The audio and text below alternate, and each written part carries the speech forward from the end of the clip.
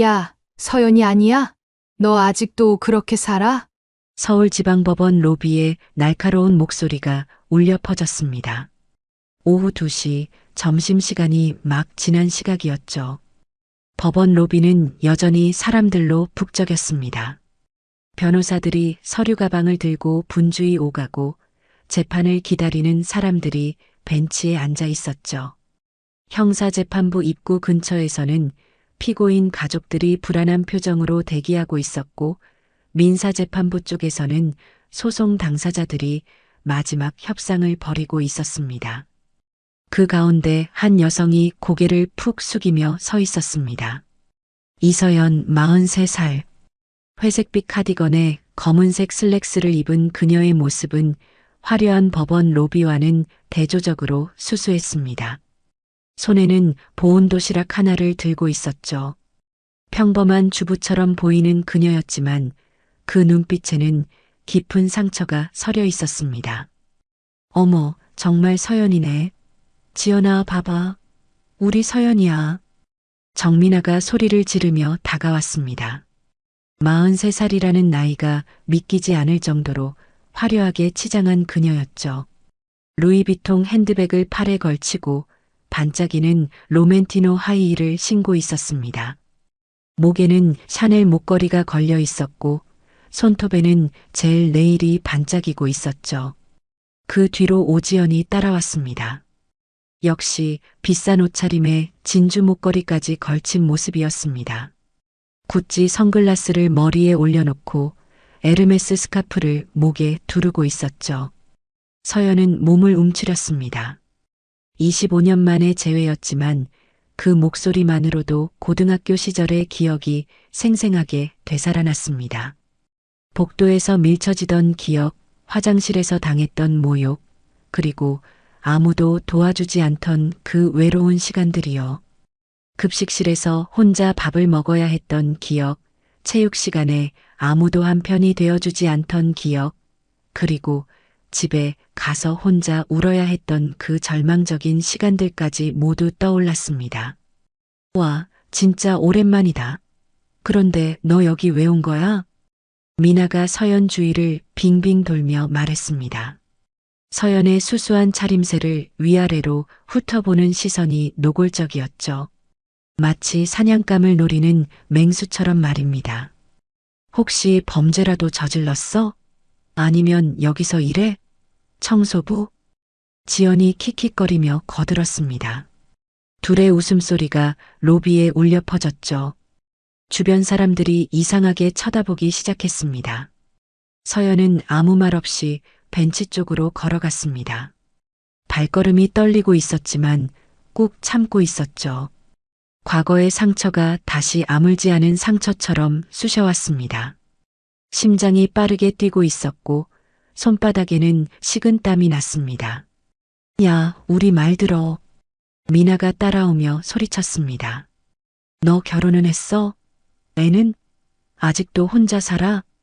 질문이 쏟아졌지만 서연은 입을 꾹 다물고 있었습니다.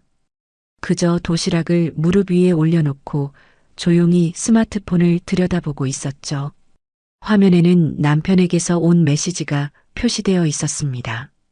점심 고마워요, 여보. 조금만 기다려주세요. 어머, 완전 무시하네. 지연이 팔짱을 끼며 중얼거렸습니다. 예전이나 지금이나 똑같아. 말도 안 하고. 미나와 지연은 서로 눈을 마주보며 웃었습니다. 그들에게는 이 상황이 재미있는 놀이처럼 보였죠. 고등학교 시절로 돌아간 듯한 기분이었습니다. 우리는 말이야, 사업 엄청 잘 되고 있어. 미나가 자랑스럽게 말했습니다. 투자 사업, 수익률이 얼마나 좋은지 몰라. 한 달에 몇 천만 원씩 들어와. 지연도 거들었습니다. 인스타그램 팔로워도 10만 명 넘었어. 투자 여왕이라고 불리거든. 미나가 스마트폰을 꺼내 자신의 인스타그램을 보여주었습니다. 화려한 음식 사진들, 명품 쇼핑 인증샷들, 그리고 투자 수익 자랑글들이 가득했죠. 서연이 너도 돈 좀 있으면 투자해봐. 물론 우리가 받아줄지는 모르겠지만 둘은 또 킥킥거리며 웃었습니다. 서연의 손이 떨리고 있었습니다. 도시락을 든 손이 미세하게 흔들리고 있었죠. 마음속에서는 울음이 터져나오고 싶었지만 겉으로는 담담한 표정을 유지하려고 애썼습니다. 그런데 너 진짜 여기서 뭐해? 설마 재판 받으러 온 건 아니지? 미나가 의심스러운 눈빛으로 물었습니다. 아니면 증인으로 나오는 거야? 어떤 사건에 연루됐어? 지연도 궁금해했습니다. 서연은 여전히 말이 없었습니다. 그저 시계를 보며 누군가를 기다리고 있는 것 같았죠. 야, 우리 말 좀 들어봐. 미나가 짜증을 내며 서연 앞에 서 있었습니다. 예전에도 이랬지. 맞아, 지연아? 걔 항상 이랬어. 말도 안 하고 구석에 박혀서. 맞아. 그래서 더 짜증났잖아. 대답이나 좀 하라고. 둘은 점점 목소리를 높여가고 있었습니다. 이때 로비 한쪽에서 중년 남성이 걸어오고 있었습니다. 깔끔한 정장 차림에 서류 가방을 든 그는 변호사처럼 보였죠. 그런데 그의 시선이 서연을 향하고 있었습니다. 저 사람 뭐야? 서연이 알아? 미나가 고개를 돌려보았습니다. 변호사 같은데? 혹시 서연이 변호사 구한 거야? 그런데 그 남성이 서연에게 다가오면서 조용히 말했습니다. 죄송합니다. 조금 늦었네요. 서연이 고개를 들었습니다. 그리고 작게 미소를 지었죠. 아니에요. 괜찮아요. 미나와 지연은 어리둥절했습니다. 서연이 누군가와 약속이 있었다는 것을 처음 알았거든요. 그런데 저분들은 누구세요?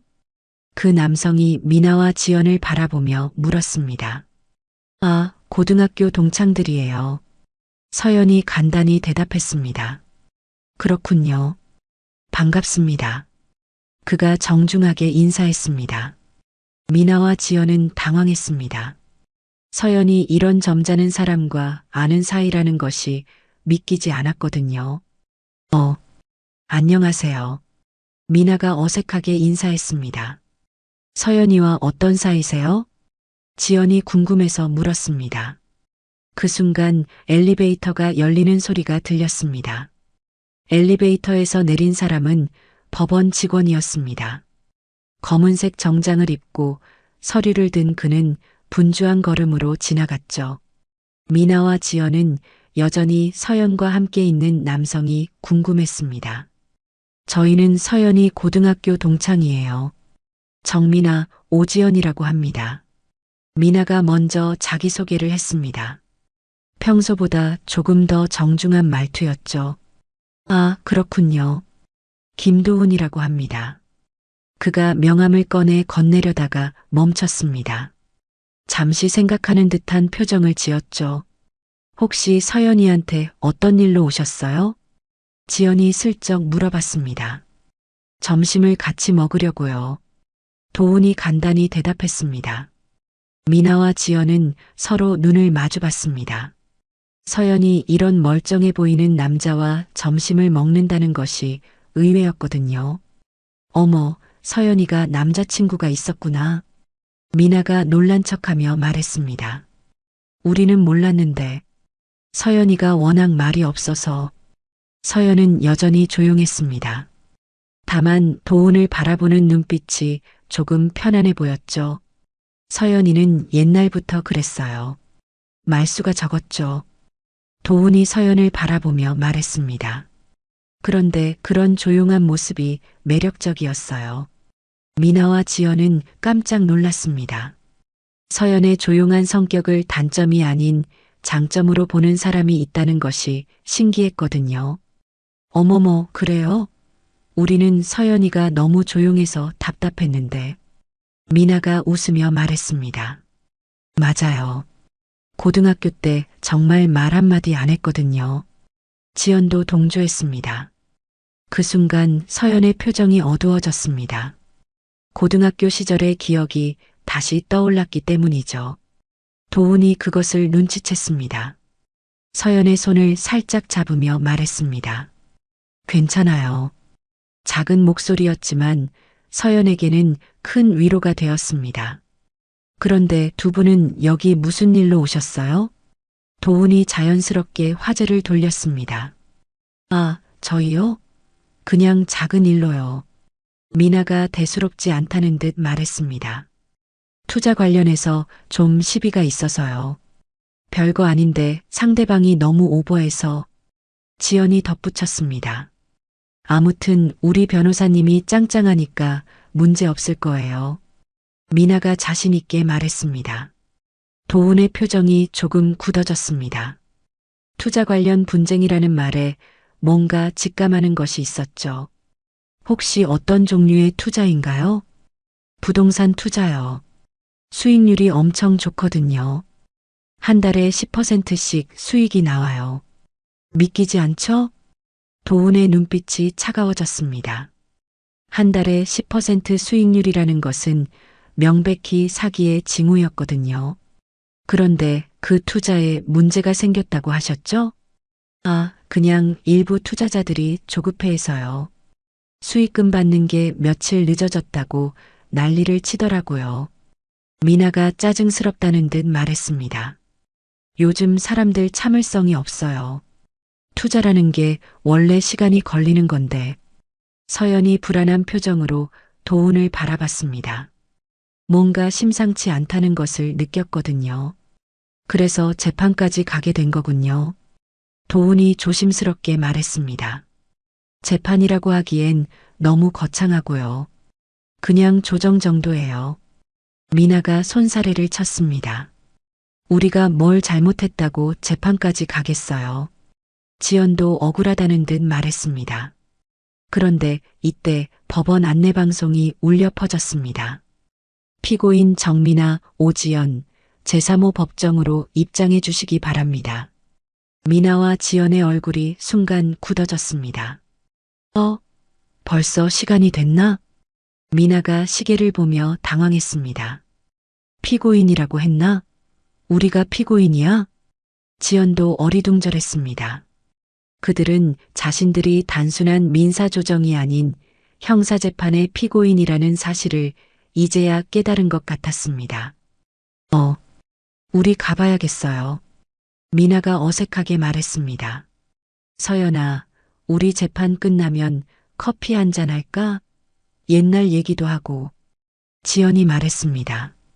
서연은 여전히 말이 없었습니다. 다만 고개를 살짝 끄덕였죠. 그럼 나중에 봐요. 미나와 지연이 서둘러 제3호 법정 쪽으로 향했습니다. 하이힐 소리가 복도에 울려 퍼졌죠. 그들이 사라지고 나서 도훈이 서연을 바라봤습니다. 괜찮아요? 네, 괜찮아요. 서연이 작은 목소리로 대답했습니다. 그런데 저 사람들이 고등학교 때 여보를. 도훈이 말을 끝내지 못했습니다. 서연의 표정을 보니 더 이상 묻기가 어려웠거든요. 네, 맞아요. 서연이 고개를 끄덕였습니다. 많이 힘들었죠. 도훈의 목소리에 분노가 섞여 있었습니다. 이제 다 지난 일이에요. 서연이 도훈의 손을 꼭 잡았습니다. 점심 먹으러 가요. 하지만 도훈의 마음속에는 이미 결심이 서고 있었습니다. 아내를 괴롭혔던 사람들이 지금 사기 혐의로 재판을 받고 있다는 사실이 우연의 일치로 보이지 않았거든요. 여보, 제3호 법정이라고 했죠? 네. 왜요? 아니에요. 그냥 궁금해서요. 도훈이 미소를 지었지만 그 눈빛에는 차가운 결의가 서려 있었습니다. 둘은 법원을 나서며 근처 식당으로 향했습니다. 하지만 도훈의 머릿속에는 이미 오늘 오후 재판에 대한 생각이 가득했죠. 그리고 서연 역시 마음 한구석이 불안했습니다. 과거의 기억이 현재와 만나는 이 우연이 과연 우연일까 하는 생각이 들었거든요. 점심을 마치고 법원으로 돌아온 도훈의 발걸음이 평소보다 무거웠습니다. 서연과 헤어지면서 오늘 재판 잘 마치고 집에 가요라고 말했지만 마음속에는 복잡한 감정이 휘몰아치고 있었죠. 엘리베이터를 타고 판사실로 향하는 동안 그는 계속해서 아내의 과거를 떠올렸습니다. 결혼 초기 서연이 조심스럽게 털어놓았던 고등학교 시절의 이야기들이 생생히 기억났습니다. 복도에서 밀쳐져 책들이 바닥에 흩어졌던 일, 급식실에서 혼자 밥을 먹어야 했던 외로움, 가리고 화장실에서 당했던 모욕들까지요. 서연은 그때 눈물을 흘리며 말했었습니다. 그 애들 때문에 학교 가는 게 너무 무서웠어요. 판사실 문을 열고 들어선 도훈은 책상 위에 놓인 오늘 오후 재판 자료를 확인했습니다.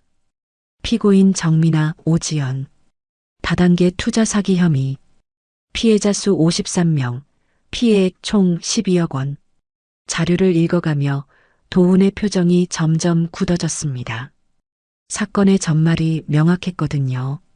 부동산 투자라는 명목으로 고수익을 약속하며 투자금을 모집했지만 실제로는 신규 투자자의 돈으로 기존 투자자에게 수익금을 지급하는 전형적인 폰지 사기였습니다. 특히 피해자 명단을 보니 더욱 화가 났습니다. 대부분이 50대 이상의 중장년층이었고 노후 자금을 털어넣은 사람들이 많았죠. 그 중에는 퇴직금 전부를 잃은 사람, 집까지 팔아서 투자한 사람들도 있었습니다. 이런 악질들이 도훈이 중얼거렸습니다. 그때 사무관이 들어왔습니다. 판사님, 오후 재판 준비 완료되었습니다. 피고인들은 어떤 태도인가요? 전혀 반성하는 기색이 없습니다. 오히려 피해자들을 비난하고 있어요. 사무관의 말에 도훈의 눈빛이 더욱 차가워졌습니다. 변호인은 어떤 주장을 하고 있나요? 단순한 투자 실패라고 주장하고 있습니다. 사기 의도가 없었다는 입장이고요. 증거 자료는 충분히 검토했습니다. 법정에서 만나죠. 도훈이 단호하게 말했습니다. 한편 제3호 법정 밖에서는 미나와 지연이 변호사와 마지막 상의를 하고 있었습니다. 선생님, 정말 괜찮은 거죠? 우리 감옥 안 가는 거죠? 미나가 불안해하며 물었습니다. 걱정 마세요. 초범이고 피해자들도 합의 의사를 보이고 있으니까 선고유예나 집행유예 정도 받을 겁니다. 변호사가 자신 있게 말했습니다. 다행이다. 우리가 뭘 그렇게 잘못했다고. 지연이 안도하며 중얼거렸습니다. 그런데 오늘 판사가 누구라고 했죠? 미나가 궁금해했습니다. 김도훈 부장판사님이요. 경력도 오래되고 합리적인 분이라고 들었어요. 변호사가 대답했습니다. 김도훈? 미나와 지연이 동시에 되물었습니다. 어디서 들어본 이름 같았거든요. 혹시 아시는 분인가요? 변호사가 의아해했습니다. 아니요. 그냥 익숙한 이름 같아서요. 지연이 고개를 저었습니다. 하지만 둘 다 마음 한구석이 찜찜했습니다. 분명히 어디서 들어본 이름인데 기억이 나지 않았거든요. 이때 법정 문이 열렸습니다. 입장하세요. 법원 직원의 안내에 따라 사람들이 법정으로 들어갔습니다. 미나와 지연은 피고인석에 앉았고 피해자들과 그 가족들이 방청석을 가득 메웠죠. 방청석에는 노인분들이 많았습니다. 퇴직금을 잃고 절망에 빠진 할아버지, 평생 모은 돈을 털어놓고 당황해하는 할머니들이 있었죠. 그들의 시선이 피고인석의 미나와 지연을 향했습니다. 모두 기립해 주세요. 법원 직원의 안내에 따라 모두가 일어섰습니다. 그리고 드디어 판사가 입장했습니다. 검은 법복을 입고 들어선 판사를 보는 순간 미나와 지연의 얼굴이 창백해졌습니다. 김도훈 부장판사님 입장하십니다. 분명했습니다. 방금 전 법원 로비에서 만났던 그 남자, 서연과 함께 있던 바로 그 사람이었습니다. 착석하세요. 도훈의 목소리가 법정에 울려 퍼졌습니다. 평소보다 더욱 엄숙하고 차가운 목소리였죠. 미나와 지연은 공포에 질려 서로를 바라봤습니다. 이제야 점심시간에 만났던 김도훈이 누구인지 깨달았거든요. 도훈은 피고인석을 차갑게 바라봤습니다. 아내를 괴롭혔던 바로 그 사람들, 그리고 지금은 무고한 피해자들을 우롱하고 있는 사기꾼들이었죠. 피고인 정미나 오지연에 대한 사기 혐의 사건을 개정합니다. 도훈의 선언이 법정에 울려 퍼졌습니다. 미나와 지연의 다리가 후들거리기 시작했습니다. 판사의 눈빛에서 느껴지는 차가운 분노를 감지했거든요. 검사, 공소사실을 낭독하세요. 네, 판사님. 검사가 일어서며 공소장을 펼쳤습니다. 피고인들은 2023년 3월부터 2024년 10월까지 공소사실이 낭독되는 동안 방청석의 피해자들은 분노와 절망의 표정을 지었습니다. 평생 모은 돈을 잃은 사람들의 한숨소리가 법정에 울려 퍼졌죠. 도훈은 공소장을 들으며 사건의 전말을 다시 한번 확인했습니다. 그리고 피고인석의 두 여자를 바라보며 마음속으로 다짐했습니다. 법이 할 수 있는 최선을 다하겠습니다. 재판이 본격적으로 시작되었습니다. 공소사실 낭독이 끝나자 도훈이 피고인들을 향해 물었습니다. 피고인들, 공소사실에 대해 어떻게 생각하십니까? 미나가 떨리는 목소리로 일어섰습니다. 저희는 무죄입니다, 판사님. 그렇습니까? 구체적으로 어떤 부분이 사실과 다른지 설명해 보세요. 도훈의 목소리는 차분했지만 위압감이 있었습니다. 지연이 변호사를 바라보며 도움을 청했지만 변호사도 당황한 기색이 역력했습니다. 김도훈 판사가 평소보다 훨씬 엄격한 분위기였거든요.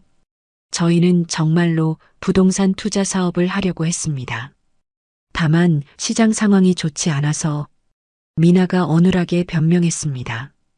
시장 상황이 좋지 않았다고요? 도훈이 서류를 넘기며 물었습니다. 그렇다면 투자금으로 명품을 구입하고 해외여행을 다닌 것은 어떻게 설명하시겠습니까? 법정에 정적이 흘렀습니다. 미나와 지연은 아무 말도 할 수 없었죠.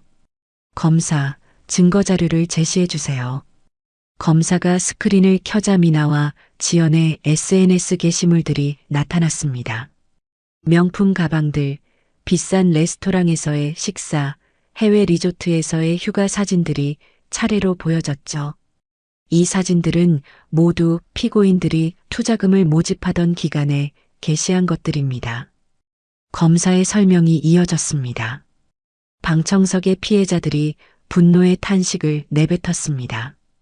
자신들의 노후 자금으로 저런 사치를 부렸다는 사실에 치가 떨렸거든요. 피고인들, 이에 대해 할 말이 있습니까?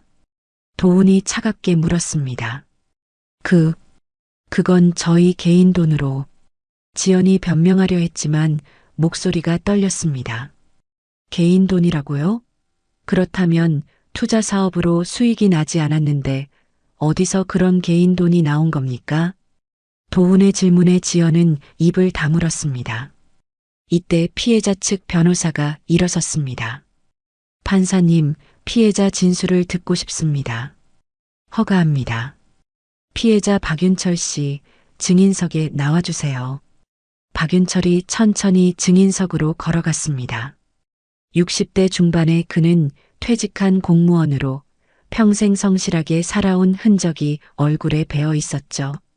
선서하겠습니다. 박윤철의 선서가 끝나자 피해자 측 변호사가 질문을 시작했습니다. 증인께서는 피고인들에게 얼마를 투자하셨습니까? 3천만 원입니다. 박윤철의 목소리가 떨렸습니다. 그 돈은 어떤 돈이었습니까? 제 퇴직금 전부였습니다. 왜 그 많은 돈을 투자하게 되셨습니까? 박윤철이 눈물을 닦으며 대답했습니다. 한 달에 10% 수익을 준다고 했어요. 처음 몇 달은 정말로 돈이 들어왔거든요. 그래서 믿고 퇴직금까지. 처음에 받으신 수익금은 실제 투자 수익이었습니까? 아니었던 것 같습니다. 나중에 알고 보니 다른 투자자들 돈이었더라고요. 방청석에서 한숨소리가 나왔습니다. 같은 피해를 당한 사람들의 공감이었죠. 현재 생활은 어떠십니까? 아내와 함께 월세방에서 살고 있습니다. 용돈도 제대로 못 드리고 죄송해서 아내 얼굴을 제대로 못 보겠어요. 박윤철이 흐느끼기 시작했습니다. 더 이상 질문 없습니다. 피해자 측 변호사가 자리에 앉았습니다. 도훈이 박윤철을 바라보며 물었습니다. 증인께서는 피고인들에게 바라는 것이 있습니까? 저는 그냥 제 돈만 돌려받으면 됩니다. 처벌은 법에서 정해주시는 대로. 박윤철의 목소리는 체념에 가득 차 있었습니다. 이때 미나가 갑자기 일어났습니다. 판사님, 저희도 피해자예요. 법정이 술렁거렸습니다. 어떤 의미입니까? 저희도 속았다고요. 저희를 속인 진짜 범인이 따로 있어요. 미나의 목소리가 날카로웠습니다. 그렇다면 그 진짜 범인이 누구입니까? 도훈이 냉정하게 물었습니다. 그건 미나가 말을 멈췄습니다. 실제로는 그런 사람이 존재하지 않았거든요. 대답하세요. 저희도 조사 중입니다. 미나의 거짓말이 법정에 울려 퍼졌습니다. 도훈의 눈빛이 더욱 차가워졌습니다. 이런 순간에도 거짓말을 하는 피고인들을 보며 분노가 치밀었죠. 피고인 변호인 변론하세요. 피고인 측 변호사가 일어섰습니다. 판사님, 저희 의뢰인들은 악의적인 사기 의도가 없었습니다. 단순한 투자 실패일 뿐입니다. 투자 실패라고 했는데 실제로 투자한 부동산이 있습니까? 도훈이 날카롭게 물었습니다. 그것은 변호사도 대답할 수 없었습니다. 실제 투자 대상이 존재하지 않았다는 것이 이미 수사 과정에서 밝혀졌거든요. 더 이상 변론할 것이 없다면 검사 최종 의견을 들어보겠습니다. 검사가 일어서며 엄숙하게 말했습니다. 판사님, 피고인들은 처음부터 사기 의도를 가지고 범행을 저질렀습니다. 피해자들의 노후 자금을 갈취하고도 전혀 반성하지 않고 있습니다. 엄중한 처벌을 구합니다. 법정의 분위기가 무거워졌습니다. 도훈이 피고인들을 바라보며 마지막으로 물었습니다. 피고인들, 마지막으로 하고 싶은 말이 있습니까? 미나와 지연은 서로를 바라보다가 고개를 숙였습니다. 더 이상 할 말이 없었죠. 그렇다면 재판을 마치고 선고 일정을 정하겠습니다. 도훈이 선언했습니다. 선고는 일주일 후 같은 시간에 진행하겠습니다. 재판이 끝나자 사람들이 법정을 빠져나갔습니다. 미나와 지연은 변호사와 함께 급하게 상의하며 나갔죠. 하지만 그들은 알지 못했습니다. 도훈이 이미 마음속으로 어떤 결정을 내렸는지를 말이에요. 일주일이 흘렀습니다. 그 사이 도훈은 이 사건에 대해 깊이 고민했습니다. 판사실에서 밤늦게까지 관련 판례들을 검토하고 피해자들의 진술서를 다시 읽어보며 신중하게 판단을 내렸죠. 집에서도 서연과 이 일에 대해 조심스럽게 이야기를 나누었습니다. 여보, 그 사람들 기억나요? 미나와 지연 말이에요. 도훈이 저녁 식사 후 서연에게 물었습니다. 네. 어떻게 잊을 수 있겠어요? 서연의 목소리에는 여전히 아픔이 섞여 있었습니다. 그 사람들이 지금 어떤 일을 저질렀는지 아세요? 도훈이 사건의 전말을 차근차근 설명해 주었습니다. 50여 명의 피해자들, 12억 원의 피해액, 그리고 전혀 반성하지 않는 태도까지요. 서연은 충격을 받았습니다. 그런 끔찍한 일을 여보가 당했던 괴롭힘과 본질적으로 같은 일이에요. 약한 사람을 이용해서 자신들의 이익을 챙기는 거죠. 도훈의 말에 서연은 고개를 끄덕였습니다. 그래도 당신이 판사니까 공정하게 판단해 주세요. 개인적인 감정은 빼고요. 서연의 말에 도우는 미소를 지었습니다. 물론이죠. 법에 따라 정확하게 판단할 거예요. 하지만 도훈의 마음속에는 이미 결심이 서 있었습니다. 법이 허용하는 범위 내에서 최대한 엄중한 처벌을 내리겠다는 결심이요. 선고일 당일 법정은 사람들로 가득 찼습니다. 피해자들과 그 가족들이 방청석을 메웠고 미나와 지연은 불안한 표정으로 피고인석에 앉아 있었죠.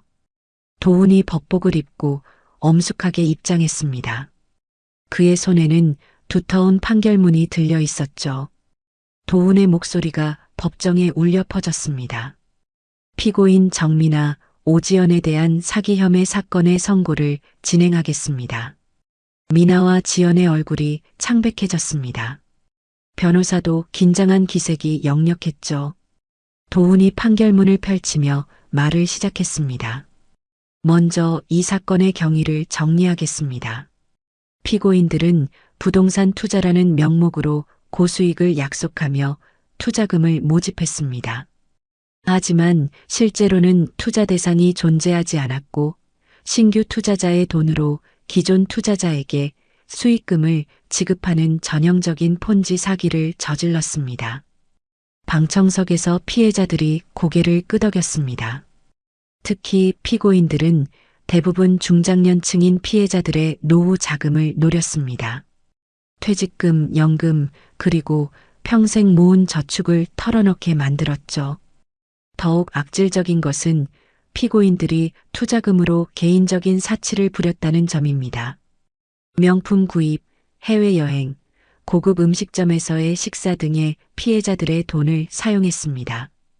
미나와 지연은 고개를 숙이고 있었습니다. 그리고 사기가 발각된 후에도 피고인들은 전혀 반성하지 않았습니다. 오히려 자신들도 피해자라고 주장하며 책임을 회피하려 했죠. 도훈이 피고인들을 차갑게 바라봤습니다. 본 재판부는 이러한 점들을 종합적으로 고려하여 다음과 같이 선고합니다. 법정에 정적이 흘렀습니다. 모든 사람들이 숨을 죽이고 도훈의 다음 말을 기다렸죠. 피고인 정민아에 대하여. 도훈이 잠시 멈췄습니다. 그리고 서연의 얼굴을 떠올렸습니다. 고등학교 시절 괴롭힘을 당하며 울던 아내의 모습을요. 징역 7년을 선고합니다. 법정이 술렁거렸습니다. 예상보다 훨씬 무거운 형량이었거든요. 미나가 비명을 질렀습니다. 안 돼요. 이건 너무해요. 조용히 하세요. 피고인 오지연에 대하여 징역 5년을 선고합니다. 지연도 충격을 받았습니다. 판사님, 저희 초범이에요. 너무 가혹해요. 피고인들이 초범이라는 점은 이미 양형에 참작했습니다. 도훈이 냉정하게 대답했습니다. 그리고 피해자들에 대한 손해배상 명령을 내립니다. 피고인들은 피해자들에게 피해액 전액을 배상하되 이자까지 포함하여 총 15억 원을 연대하여 배상할 것을 명령합니다. 방청석에서 박수가 터져 나왔습니다. 피해자들이 안도의 탄식을 내뱉었죠. 또한 피고인들의 모든 재산에 대해 가압류를 명령하며 명품, 귀금속, 부동산 등 모든 자산을 몰수하여 피해 배상에 충당하도록 합니다. 미나와 지연은 절망에 빠졌습니다. 자신들이 그동안 모은 모든 것을 잃게 된 것이죠. 마지막으로 이 사건에 대해 한 말씀 드리겠습니다. 도훈이 판결문을 내려놓고 직접 말하기 시작했습니다. 사기는 단순한 재산 범죄가 아닙니다. 피해자들의 인생을 송두리째 파괴하는 악질 범죄입니다. 특히 노후 자금을 노린 사기는 피해자들에게 절망과 좌절을 안겨줍니다. 다시 돈을 벌 수 없는 나이의 분들에게는 더욱 치명적이죠. 도훈의 목소리에 감정이 섞였습니다. 피고인들은 이런 악질적인 범죄를 저지르고도 반성하지 않았습니다. 따라서 법이 허용하는 최대한의 처벌을 내릴 수밖에 없었습니다. 이번 판결이 유사한 범죄를 예방하는 데 도움이 되기를 바랍니다. 도훈이 마지막 말을 마치자 법정에 박수가 울려 퍼졌습니다. 피해자들이 눈물을 흘리며 고마워했죠. 미나와 지연은 법정에서 끌려나가면서 계속 항의했습니다. 이건 부당해요. 항소할 거예요. 다시 재판받을 거라고요. 하지만 그들의 외침은 이미 의미가 없었습니다. 법의 정의가 실현된 순간이었거든요. 재판이 끝나고 사람들이 법정을 나서는 가운데 박윤철이 도훈에게 깊이 인사했습니다. 판사님, 정말 감사합니다. 공정한 판결 내려주셔서 당연한 일을 했을 뿐입니다. 도훈이 겸손하게 대답했습니다. 하지만 마음속으로는 서연을 떠올리고 있었죠. 이제 아내의 상처가 조금이나마 아물 수 있을 거라는 생각을 하면서요. 선고가 끝난 후 법원 로비는 복잡한 감정들로 가득했습니다. 피해자들은 안도와 감사의 마음으로 서로를 위로하고 있었고, 미나와 지연의 가족들은 충격에 빠져 있었죠. 도훈은 판사실로 돌아가 법복을 벗으며 깊은 숨을 내쉬었습니다. 오랜 고민 끝에 내린 판결이었지만 여전히 마음이 무거웠죠. 법의 정의를 실현했다는 만족감과 동시에 인간적인 연민도 느껴졌거든요. 판사님, 피해자 대표분들이 인사드리고 싶다고 하시는데요. 알겠습니다. 잠시 후에 뵙죠. 도훈이 정장으로 갈아입고 로비로 내려갔습니다. 거기에는 박윤철을 비롯한 피해자들이 기다리고 있었죠. 판사님, 정말 감사합니다. 박윤철이 두 손으로 깊이 인사했습니다. 저희는 이미 포기하고 있었거든요. 돈을 되찾을 수 있을 거라고 생각도 못했어요. 다른 피해자도 눈물을 글썽이며 말했습니다. 아직 끝난 게 아닙니다. 실제로 배상을 받으려면 시간이 더 걸릴 거예요. 도훈이 현실적인 조언을 해주었습니다. 그래도 희망이 생겼어요. 판사님 덕분에요. 박윤철의 말에 다른 피해자들도 고개를 끄덕였습니다. 한편 법원 한쪽에서는 미나와 지연이 변호사와 격론을 벌이고 있었습니다. 선생님, 이거 말이 안 되잖아요. 7년이라니. 미나가 흥분해서 소리쳤습니다. 초범인데 왜 이렇게 무겁게 나온 거예요? 지연도 억울해했습니다. 김도훈 판사가 원래 이렇게 엄격한 분은 아닌데 변호사도 당황한 기색이었습니다. 그런데 이상한 게 판사님이 우리를 아는 것 같았어요. 미나가 의심스럽게 말했습니다. 맞아요. 뭔가 개인적인 감정이 섞인 것 같았다고요. 그런 소리 하지 마세요. 판사님들은 공정하게 판단하시는 분들이에요. 변호사가 제지했지만 미나와 지연은 계속 의심했습니다. 그들은 아직도 자신들이 만난 서연이 김도훈 판사의 아내라는 사실을 정확히 파악하지 못하고 있었죠. 이때 서연이 법원 로비에 나타났습니다. 남편을 마중 나온 것이었죠. 피해자들과 이야기를 마친 도훈이 서연을 발견하고 다가갔습니다. 여보, 왜 나왔어요? 기다리라고 했는데. 재판 어떻게 됐어요? 서연이 조심스럽게 물었습니다. 공정하게 처리했어요. 법에 따라서요. 그런데 이 장면을 지켜보던 미나와 지연이 깨달았습니다. 김도훈 판사와 서연이 부부라는 사실을요. 저 사람이 판사 부인이야? 미나가 놀라서 중얼거렸습니다. 그럼 우리가 서연이한테 한 말들을. 지연도 창백해졌습니다. 그들은 이제야 왜 김도훈 판사가 그렇게 엄중한 판결을 내렸는지 이해했습니다. 고등학교 시절 서연을 괴롭혔던 자신들에 대한 복수였다고 생각한 거죠. 이거 완전 사적 복수잖아. 미나가 분노했습니다. 우리 이거 가지고 다시 항소할 수 있어요. 지연이 변호사에게 말했습니다. 무슨 소리예요? 판사님 부인이라고 해서 판결이 달라지는 게 아니에요. 변호사가 황당해했습니다. 아니에요. 분명히 개인적인 감정이 섞였어요. 미나가 우겼습니다. 하지만 변호사는 고개를 저었습니다. 그런 걸로는 항소 사유가 될 수 없어요. 판결문을 보세요. 모든 게 법의 근거에서 나온 거예요. 실제로 도훈의 판결은 완벽했습니다. 개인적인 감정이 아닌 철저히 법리에 근거한 판단이었거든요. 한편 서연과 도훈은 법원을 나서며 조용히 대화를 나누고 있었습니다. 그 사람들 형량이 어떻게 됐어요? 미나가 7년, 지연이 5년이에요. 도훈의 대답에 서연은 놀랐습니다. 많이 무겁네요. 피해가 워낙 커서요. 그리고 전혀 반성하지 않았거든요. 도훈이 설명했습니다. 그래도 조금은 마음이 복잡해요. 서연이 솔직하게 말했습니다. 복잡하다니요? 그 사람들이 저를 괴롭혔던 건 맞지만 그래도 같은 반 친구들이었잖아요. 서연의 마음씨를 보여주는 말이었습니다. 여보는 정말 착해요. 도훈이 서연의 손을 잡았습니다. 하지만 이건 여보와는 별개의 문제예요. 그 사람들이 무고한 피해자들에게 한 일은 용서받을 수 없거든요. 서연도 고개를 끄덕였습니다. 맞아요. 그 할아버지가 얼마나 힘들어 하셨는데.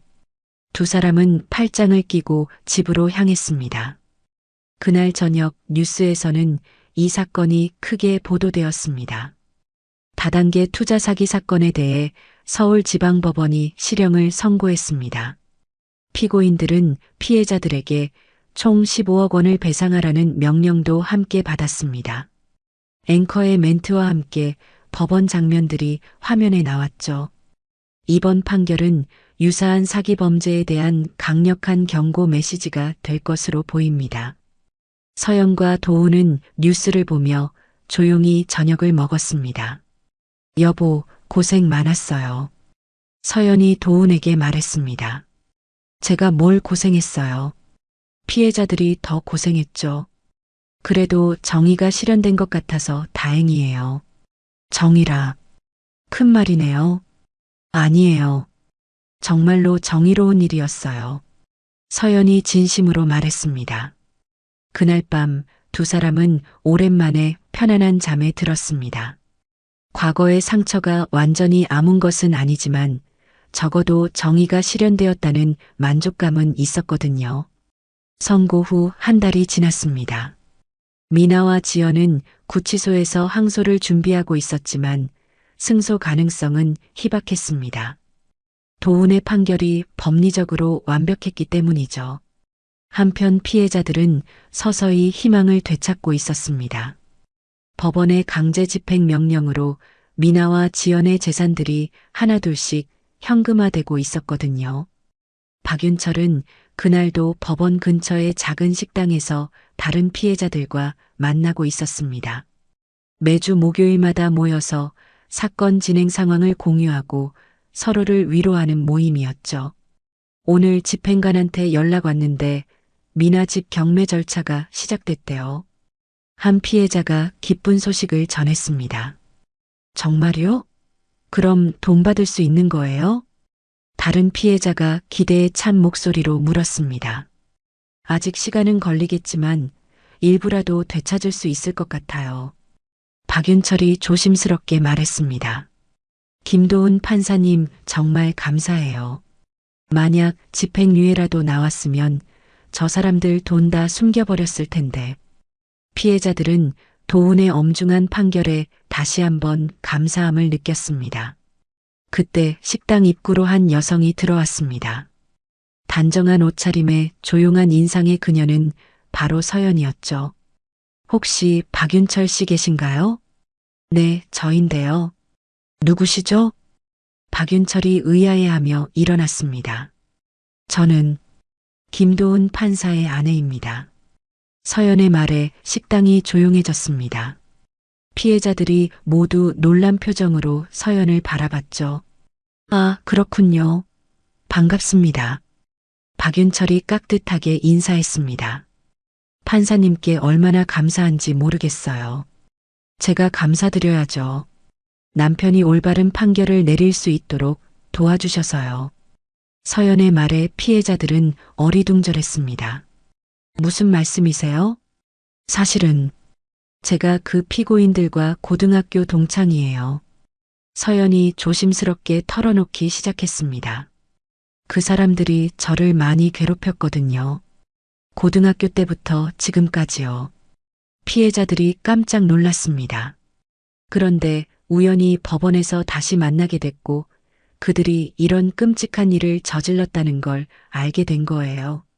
서연이 그날의 상황을 자세히 설명했습니다. 그래서 판사님이 그렇게 엄중하게 판결하신 거군요. 한 피해자가 이해했다는 듯 말했습니다. 아니에요. 남편은 저와의 관계와 상관없이 법에 따라 정확하게 판단했어요. 서연이 단호하게 말했습니다. 그 사람들이 저지른 일이 얼마나 악질적인지, 피해자분들이 얼마나 고통받으셨는지를 보고 내린 판결이에요. 박윤철이 서연의 손을 꼭 잡았습니다. 사모님, 정말 감사합니다. 그런 개인적인 상처가 있으셨는데도 우리를 위해. 아니에요. 제가 할 일은 아무것도 없었어요. 다만 남편이 힘들어할 때 옆에서 응원해 준 것뿐이에요. 서연의 겸손한 말에 피해자들은 더욱 감동했습니다. 그런데 사모님께서는 어떠세요? 그 사람들을 다시 보니까 기분이 어떠셨어요? 한 할머니가 걱정스럽게 물었습니다. 처음에는 무서웠어요. 그때의 기억이 다시 떠올라서요. 하지만 이제는 괜찮아요. 그 사람들이 받을 만한 벌을 받았으니까요. 정말 다행이에요. 사모님도 상처받으셨을 텐데. 박윤철이 안타까워했습니다.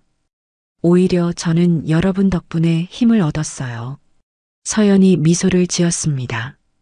여러분이 그 사람들에게 당당하게 맞서는 모습을 보면서 저도 용기를 낼 수 있었거든요.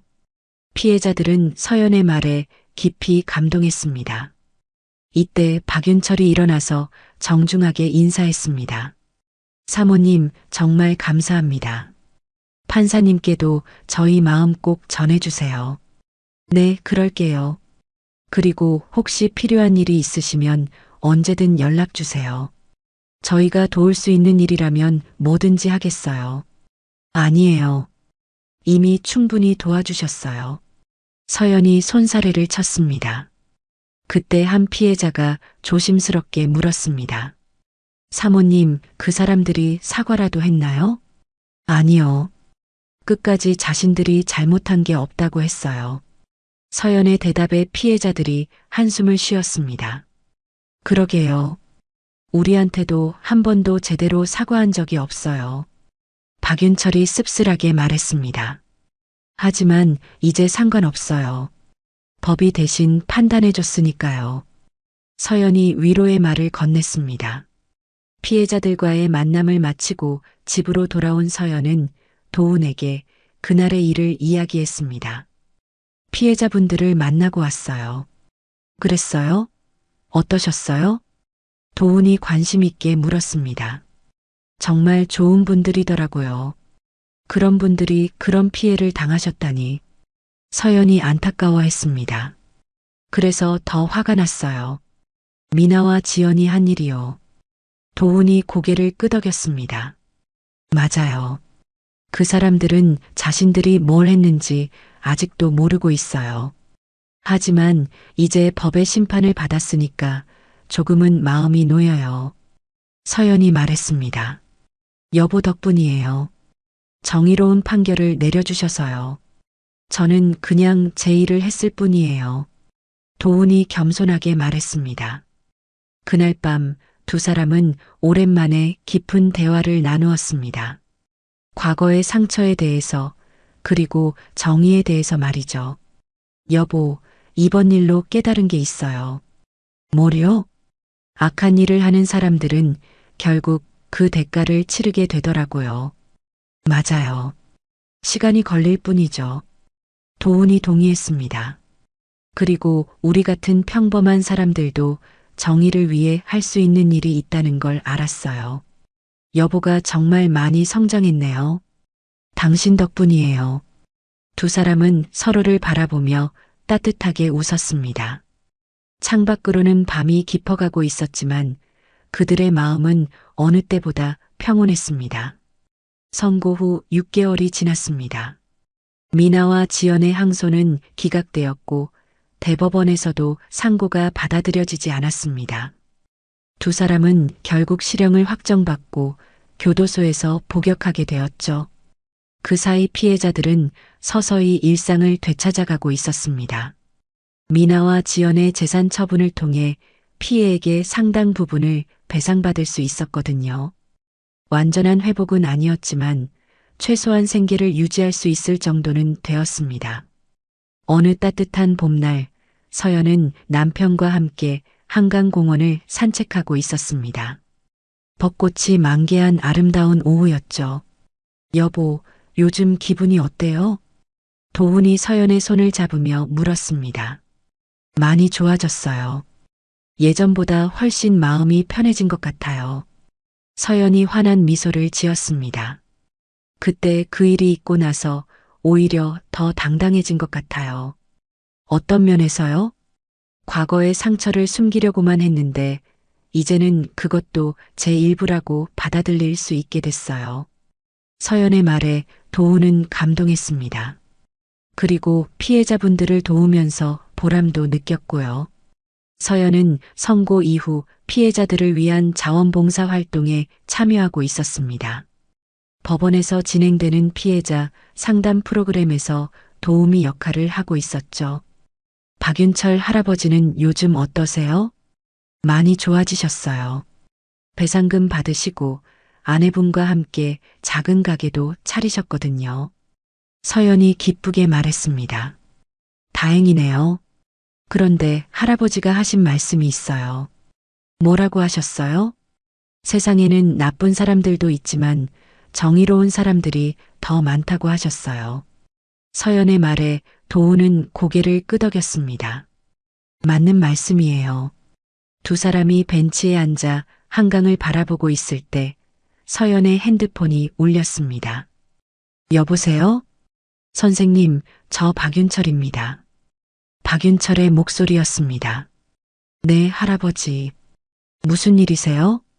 오늘 신문 보셨어요? 미나와 지연 기사가 났어요. 어떤 기사요? 서연이 궁금해했습니다. 교도소에서 다른 죄수들한테 왕따 당하고 있다는 기사요. 박윤철의 말에 서연은 복잡한 심정이 되었습니다. 그렇군요. 저는 좀 씁쓸하더라고요. 그래도 같은 사람인데. 박윤철의 따뜻한 마음이 느껴졌습니다. 할아버지 마음씨가 너무 좋으세요. 아니에요. 그래도 사람이니까요. 비록 잘못을 했지만 말이에요. 통화를 마친 서연은 도훈에게 이야기를 전했습니다. 미나와 지연이 교도소에서 힘들어하고 있대요. 그래요? 박 할아버지는 그래도 안타까워 하시더라고요. 서연의 말에 도훈은 잠시 생각에 잠겼습니다. 할아버지 마음을 이해할 수 있어요. 그분은 정말 선한 분이니까요. 여보는 어때요? 그 사람들에 대해서요. 솔직히 말하면 동정심은 들어요. 하지만 그들이 선택한 길이니까요. 도훈이 진솔하게 대답했습니다. 자신들의 행동에 대한 결과를 받고 있는 거죠. 그래도 언젠가는 진정으로 반성하고 변화할 수 있을까요? 글쎄요. 그건 그들의 몫이겠죠. 두 사람은 잠시 조용히 앉아 있었습니다. 여보, 저 요즘 생각하는 게 있어요. 서연이 다시 입을 열었습니다. 상처받은 사람들을 위한 상담센터 같은 걸 만들고 싶어요. 서연의 제안에 도훈이 관심을 보였습니다. 어떤 상담센터요? 학교 폭력이나 사기 피해 같은 걸 당한 사람들이 서로 도움을 주고받을 수 있는 곳이요. 좋은 생각이네요. 제가 겪었던 경험을 다른 사람들에게 도움이 되도록 활용하고 싶어요. 서연의 눈빛이 반짝였습니다. 저도 도울 수 있는 일이 있으면 뭐든지 하겠어요. 도훈이 적극적으로 지지했습니다. 법적인 자문이 필요할 때도 있을 테니까요. 정말요? 고마워요. 서연이 기뻐했습니다. 그때 멀리서 한 가족이 걸어오고 있었습니다. 할아버지, 할머니, 그리고 손자로 보이는 어린 소년이었죠. 저 가족 보세요. 얼마나 행복해 보여요. 서연이 미소를 지으며 말했습니다. 맞아요. 평범한 일상이 얼마나 소중한지 모르는 사람들이 많아요. 도훈이 동감했습니다. 미나와 지연도 이런 평범한 행복을 지켰다면 좋았을 텐데요. 그들은 더 큰 것을 원했던 거죠. 그 욕심이 결국 모든 걸 망쳤고요. 두 사람은 다시 일어나 천천히 걸어가기 시작했습니다. 여보, 우리는 정말 행복하네요. 서연이 도훈의 팔짱을 끼며 말했습니다. 네, 정말로요. 큰 부자도 아니고 특별한 사람들도 아니지만 그래도 서로 사랑하고 정직하게 살고 있으니까요. 도훈이 서연의 말을 이어갔습니다. 맞아요. 그게 진짜 행복인 것 같아요. 해가 지면서 한강이 황금빛으로 물들었습니다. 두 사람은 그 아름다운 풍경을 바라보며 조용히 서 있었죠. 여보, 앞으로도 계속 이렇게 살아요. 어떻게요? 정의롭게, 그리고 서로를 아끼면서요. 당연하죠. 그게 우리가 살아가는 방식이니까요.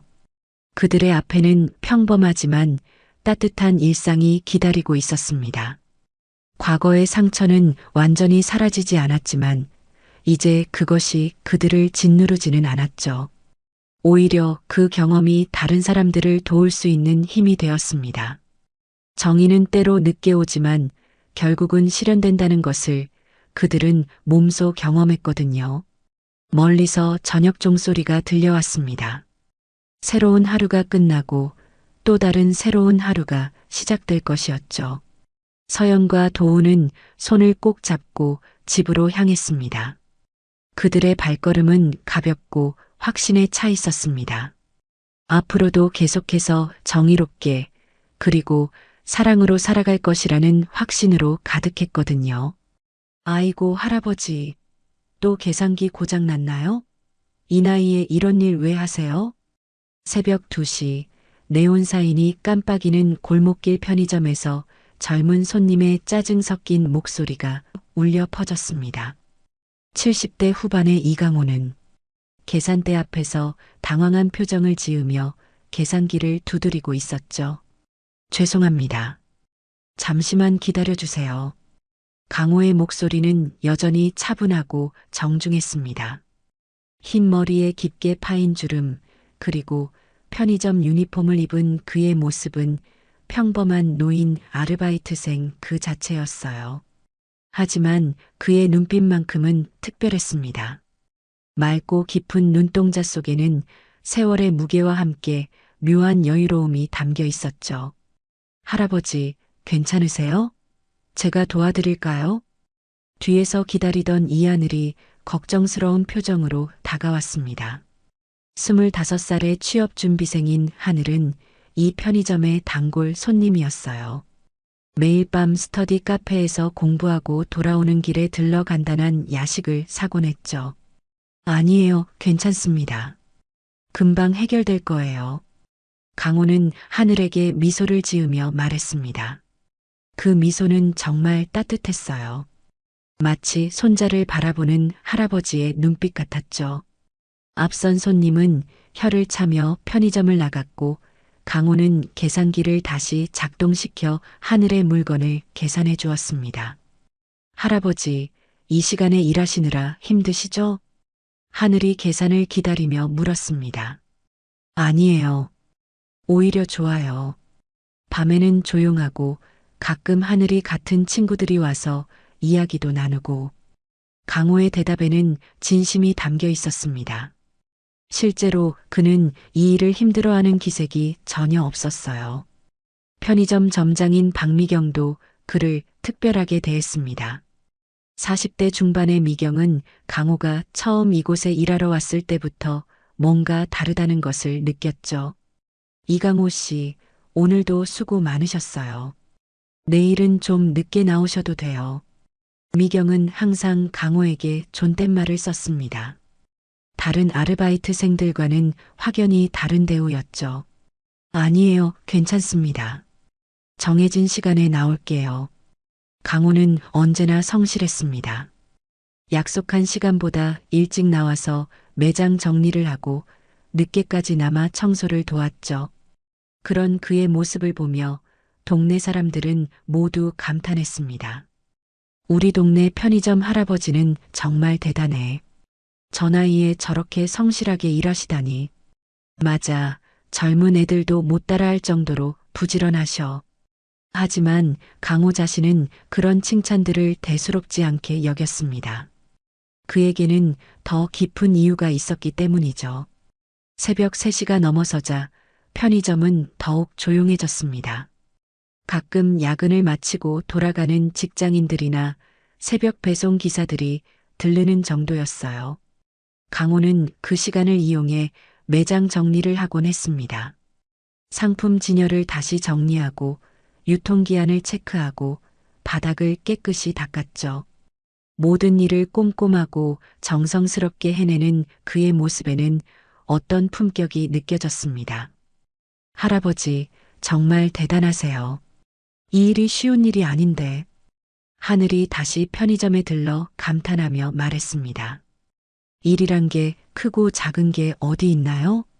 정성껏 하면 다 의미 있는 일이에요. 강호의 답변에는 철학이 담겨 있었습니다. 그는 단순히 생계를 위해 일하는 게 아니라 진정으로 이 일에서 가치를 찾고 있었던 거죠. 새벽 4시 편의점 앞으로 고급 승용차 한 대가 들어섰습니다. 검은색 제네시스에서 내린 남자는 40대 초반으로 보였어요. 값비싼 정장을 입고 명품 시계를 찬 그의 모습에서는 성공한 사업가의 기운이 느껴졌습니다. 하지만 그의 표정은 불쾌해 보였죠. 차에서 내리면서부터 인상을 찌푸리고 있었어요. 편의점 문을 열고 들어온 그는 담배 진열대로 곧장 향했습니다. 담배 한 갑 주세요. 목소리에는 권위적인 톤이 섞여 있었습니다. 강호는 평소처럼 정중하게 대답했어요.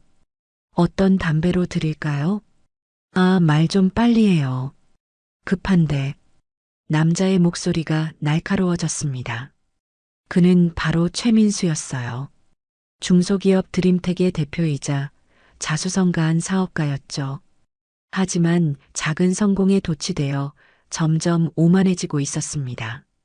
아니, 이게 뭐예요? 카드 결제가 왜 이렇게 오래 걸려요? 최민수의 목소리가 편의점 안에 울려 퍼졌습니다. 카드 단말기가 잠시 먹통이 되자 그는 참을성을 잃고 있었죠. 강호는 침착하게 단말기를 다시 작동시키려 했습니다. 죄송합니다. 잠시만 기다려 주시면. 잠시만요? 내가 지금 시간이 얼마나 급한지 아세요? 최민수는 시계를 보며 짜증을 냈습니다. 새벽 4시 반이었지만 그에게는 중요한 약속이 있었어요. 내일 있을 미래산업과의 중요한 미팅을 위해 준비할 게 산더미였거든요. 이 늙은이 하나 때문에 내가 시간 낭비하고 있잖아요. 최민수의 말에 강호의 얼굴이 잠시 굳어졌습니다. 하지만 그는 여전히 미소를 잃지 않았어요. 정말 죄송합니다. 곧 해결해 드릴게요. 강호가 다른 단말기로 바꿔 결제를 시도하자 다행히 정상적으로 작동했습니다. 하지만 최민수의 기분은 이미 망가진 상태였죠. 아니, 이런 낡은 기계로 장사하면 어떻게 해요? 본사에 항의해야겠네. 그는 영수증을 받아들며 불만을 쏟아냈습니다. 고객들이 얼마나 불편한지 알아요?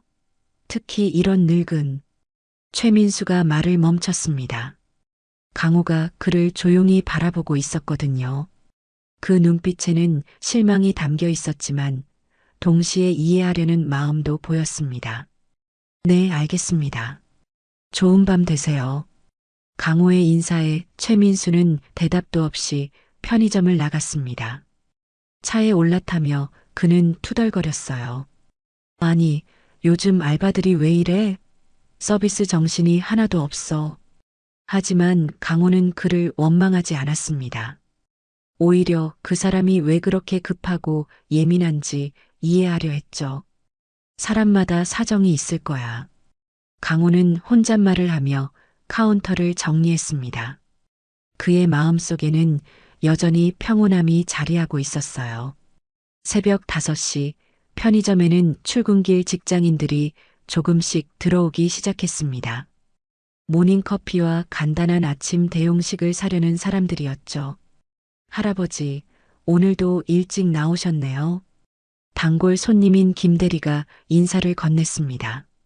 네, 좋은 아침이에요. 강호는 환하게 웃으며 대답했습니다. 아까 최민수와의 불쾌한 일은 이미 잊은 듯 했어요. 할아버지는 정말 대단하세요. 저 나이에 저렇게 성실하게 일하시다니. 김대리가 커피를 받으며 감탄했습니다. 일이란 게 나이와 상관없죠. 즐겁게 하면 되는 거예요. 강호의 답변에는 진심이 담겨 있었습니다. 그는 정말로 이 일을 즐기고 있었거든요. 사람들과 만나고 작은 도움을 주고 감사 인사를 듣는 것이 그에게는 큰 기쁨이었어요. 오전 6시 강호의 야간 근무가 끝났습니다. 점장 박미경이 출근하자 그는 인수인계를 했어요. 오늘 밤에도 수고 많으셨어요. 혹시 불편한 손님 있으셨나요? 미경의 질문에 강호는 잠시 망설였습니다. 하지만 곧 고개를 저었어요. 아니에요. 모두 좋은 분들이었어요. 그는 최민수의 일을 따로 말하지 않았습니다. 한 사람의 나쁜 순간을 다른 사람에게 말하는 게 옳지 않다고 생각했거든요. 그럼 오늘 저녁에 뵙겠습니다. 강호는 유니폼을 벗고 편의점을 나섰습니다. 아침 햇살이 골목을 따뜻하게 비추고 있었어요. 집으로 돌아가는 길에 강호는 작은 공원에 잠시 앉았습니다. 벤치에 앉아 아침 공기를 마시며 생각에 잠겼죠. 사람들이 왜 그렇게 급하게 살까? 강호는 하늘을 바라보며 중얼거렸습니다. 그의 과거를 아는 사람이라면 이런 그의 모습이 더욱 놀라울 거였어요. 하지만 지금의 강호에게는 이런 평범한 일상이 소중했습니다. 한편 최민수는 사무실에서 밤을 새워 미팅 준비를 하고 있었습니다. 드림텍의 사무실은 그리 크지 않았지만 그는 이곳을 자신의 성공을 보여주는 공간으로 여겼어요. 내일 미팅만 성공하면 우리 회사 규모가 완전히 달라질 거야.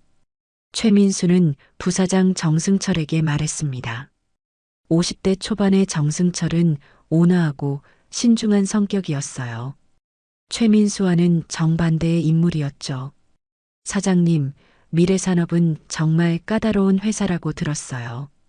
특히 인성 부분을 중요하게 본다던데.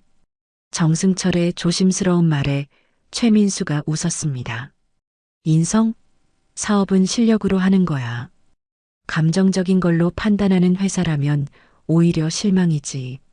최민수는 자신만만했습니다. 자신의 기술력과 사업 능력이면 충분히 계약을 따낼 수 있다고 생각했거든요. 그래도 조심하시는 게 좋을 것 같아요. 미래산업 이강호 회장은 사람을 보는 눈이 특별하다고. 이강호? 들어본 적 없는데? 최민수는 고개를 갸우뚱했습니다. 미래산업의 창업자이자 전설적인 인물인 이강호의 이름을 제대로 알지 못했던 거죠. 아, 은퇴하신 지 좀 됐으니까 모르실 수도 있겠네요. 정승철이 설명했습니다. 어쨌든 중요한 건 내일이야. 완벽하게 준비해서 꼭 성공시키자. 최민수는 다시 자료를 정리하기 시작했습니다. 그는 자신의 성공만을 생각하고 있었어요. 그리고 어젯밤 편의점에서 만난 늙은 알바생은 이미 기억에서 사라졌죠.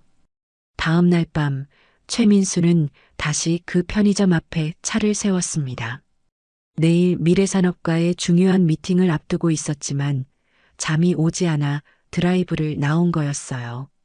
긴장감과 흥분이 뒤섞인 상태에서 그는 담배와 에너지 드링크를 사러 편의점에 들어갔습니다.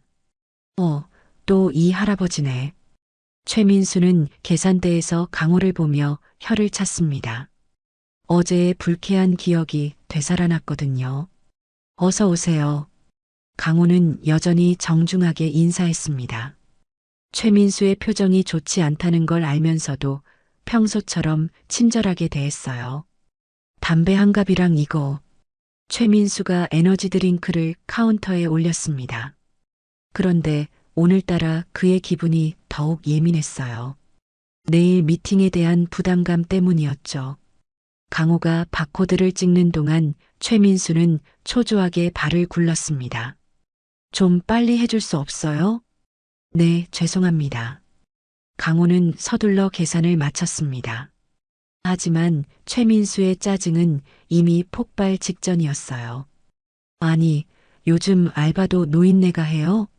손도 느리고 머리도 돌아가지 않고. 최민수의 말에 강호의 손이 잠시 멈췄습니다. 죄송합니다. 좀 더 빨리 하도록 하겠습니다. 아이고, 정말. 그때 편의점 문이 열리며 이하늘이 들어왔습니다. 스터디 카페에서 공부를 마치고 돌아가는 길이었어요. 하늘은 최민수와 강호 사이의 이상한 분위기를 바로 느꼈습니다. 할아버지, 안녕하세요. 하늘이 밝게 인사했지만 최민수는 그녀를 째려봤어요. 뭐야, 줄 서는 것도 모르나? 아, 죄송해요. 저는 그냥 인사만. 인사는 나중에 하고 줄이나 제대로 서요. 최민수의 목소리가 더욱 거칠어졌습니다. 평소라면 이런 사소한 일에 화를 내지 않았을 텐데 내일 미팅에 대한 스트레스가 그를 더욱 예민하게 만들고 있었어요. 손님, 진정하세요. 이분은 그냥 인사만. 강호가 조용히 중재하려 했지만 최민수는 더욱 화를 냈습니다. 당신이 나한테 진정하라고 해요? 고작 편의점 알바 주제에? 편의점 안이 순간 조용해졌습니다. 하늘은 당황한 표정으로 두 사람을 바라봤어요. 사장님 같으신데 왜 이렇게 화를 내세요? 할아버지는 잘못한 게 없잖아요. 하늘이 용기를 내어 말했습니다. 그러자 최민수의 얼굴이 더욱 붉어졌어요. 뭐, 사장님이라고? 맞아, 나는 사장이야. 드림텍이라고 들어봤어? 직원 50명 거느리는 회사 사장이라고. 최민수는 자신의 지위를 과시하기 시작했습니다. 그런데 지금 고작 편의점 알바 할아버지랑 대학생한테 이런 대우를 받고 있다고? 말이 돼? 그렇다고 해서 이렇게 무례하게 굴 이유는 없잖아요. 하늘이 끝까지 맞섰습니다. 평소에는 소심한 성격이었지만 강호가 부당한 대우를 받는 걸 보고 참을 수 없었던 거죠. 무례, 내가 무례하다고? 아가씨, 내 인생이나 잘 살아. 취업도 제대로 안 된 주제에 나한테 훈계야? 최민수의 말에 하늘의 얼굴이 상했습니다. 취업 준비로 힘들어하고 있던 그녀에게는 치명적인 말이었어요. 그만하세요. 강호의 목소리가 조금 더 단호해졌습니다. 이 친구는 잘못한 게 없어요. 화가 나신 일이 있으시더라도 다른 사람에게 풀어서는 안 되죠. 뭐라고? 당신이 지금 나한테 훈계하는 거야? 최민수는 믿을 수 없다는 표정을 지었습니다. 나는 내일 미래산업이랑 몇십억짜리 계약을 앞두고 있어. 그런 내가 편의점 알바한테 이런 소리를 듣고 있다고? 그 순간 편의점 안에 CCTV가 모든 것을 녹화하고 있었습니다. 하늘은 몰래 휴대폰을 꺼내 상황을 촬영하려다가 멈췄어요. 강호가 조용히 고개를 저었거든요. 소리 지르지 마세요. 다른 손님들한테 피해가 됩니다. 강호가 차분하게 말했습니다. 그의 목소리에는 여전히 예의가 담겨 있었지만 동시에 단호함도 느껴졌어요. 피해? 내가 지금 피해를 당하고 있는 거 아니야? 제대로 된 서비스도 못 받고. 최민수는 목소리를 더욱 높였습니다. 고객이 왕이라는 말 들어봤어? 나는 돈 내고 물건 사는 고객이라고. 고객이라고 해서 다른 사람을 모욕할 권리는 없습니다. 강호의 답변에 최민수는 할 말을 잃었습니다. 하지만 곧 다시 화를 냈어요. 뭐야, 이 할아버지가 나한테 대드는 거야? 당장 점장 불러. 점장님은 지금 없으세요. 그리고 잘못한 건 저희가 아닙니다. 강호는 끝까지 침착했습니다. 그의 모습을 보며 하늘은 감탄했어요. 저런 상황에서도 품위를 잃지 않는 강호가 정말 대단해 보였거든요. 좋아, 기억해둬. 내일 본사에 정식으로 항의할 거야. 당신 같은 사람은 이런 일 하면 안 돼. 최민수는 물건값도 제대로 내지 않고 편의점을 나갔습니다. 문을 쾅 닫으며 나가는 그의 모습에서 분노가 그대로 느껴졌어요. 편의점 안이 다시 조용해지자 하늘이 강호에게 다가갔습니다. 할아버지, 괜찮으세요? 너무 심했어요, 그 사람. 괜찮아요. 사람마다 힘든 일이 있을 거예요. 강호는 여전히 그 사람을 이해하려 했습니다. 그래도 이건 너무했어요. CCTV에 다 녹화됐는데 신고해야 하는 거 아닌가요? 아니에요. 그런 일로 누군가의 인생이 망가질 필요는 없어요. 강호의 대답에 하늘은 더욱 놀랐습니다. 자신을 모욕한 사람을 오히려 걱정해주는 강호의 마음씨가 정말 대단해 보였거든요. 할아버지는 정말 대단하세요. 저라면 참지 못했을 거예요. 화를 낸다고 해서 상황이 좋아지는 건 아니니까요. 강호는 미소를 지으며 카운터를 정리했습니다. 그 순간 그의 휴대폰이 울렸어요. 네, 점장님. 아, 네. 괜찮습니다. 별일 없었어요. 박미경 점장이 혹시 문제가 없었는지 확인 전화를 한 거였습니다. 하지만 강호는 오늘 있었던 일을 자세히 말하지 않았어요. 한편 차에 탄 최민수는 여전히 화가 나 있었습니다. 아니, 편의점 알바 주제에 어떻게 나한테 그런 식으로 말해? 내일 미팅 끝나면 꼭 본사에 항의해야겠어. 그는 자신이 잘못했다는 생각은 전혀 하지 않았습니다. 오히려 자신이 부당한 대우를 받았다고 생각하고 있었어요. 미래산업 미팅만 성공하면 다 달라질 거야. 그때는 아무도 나를 무시할 수 없을 테니까.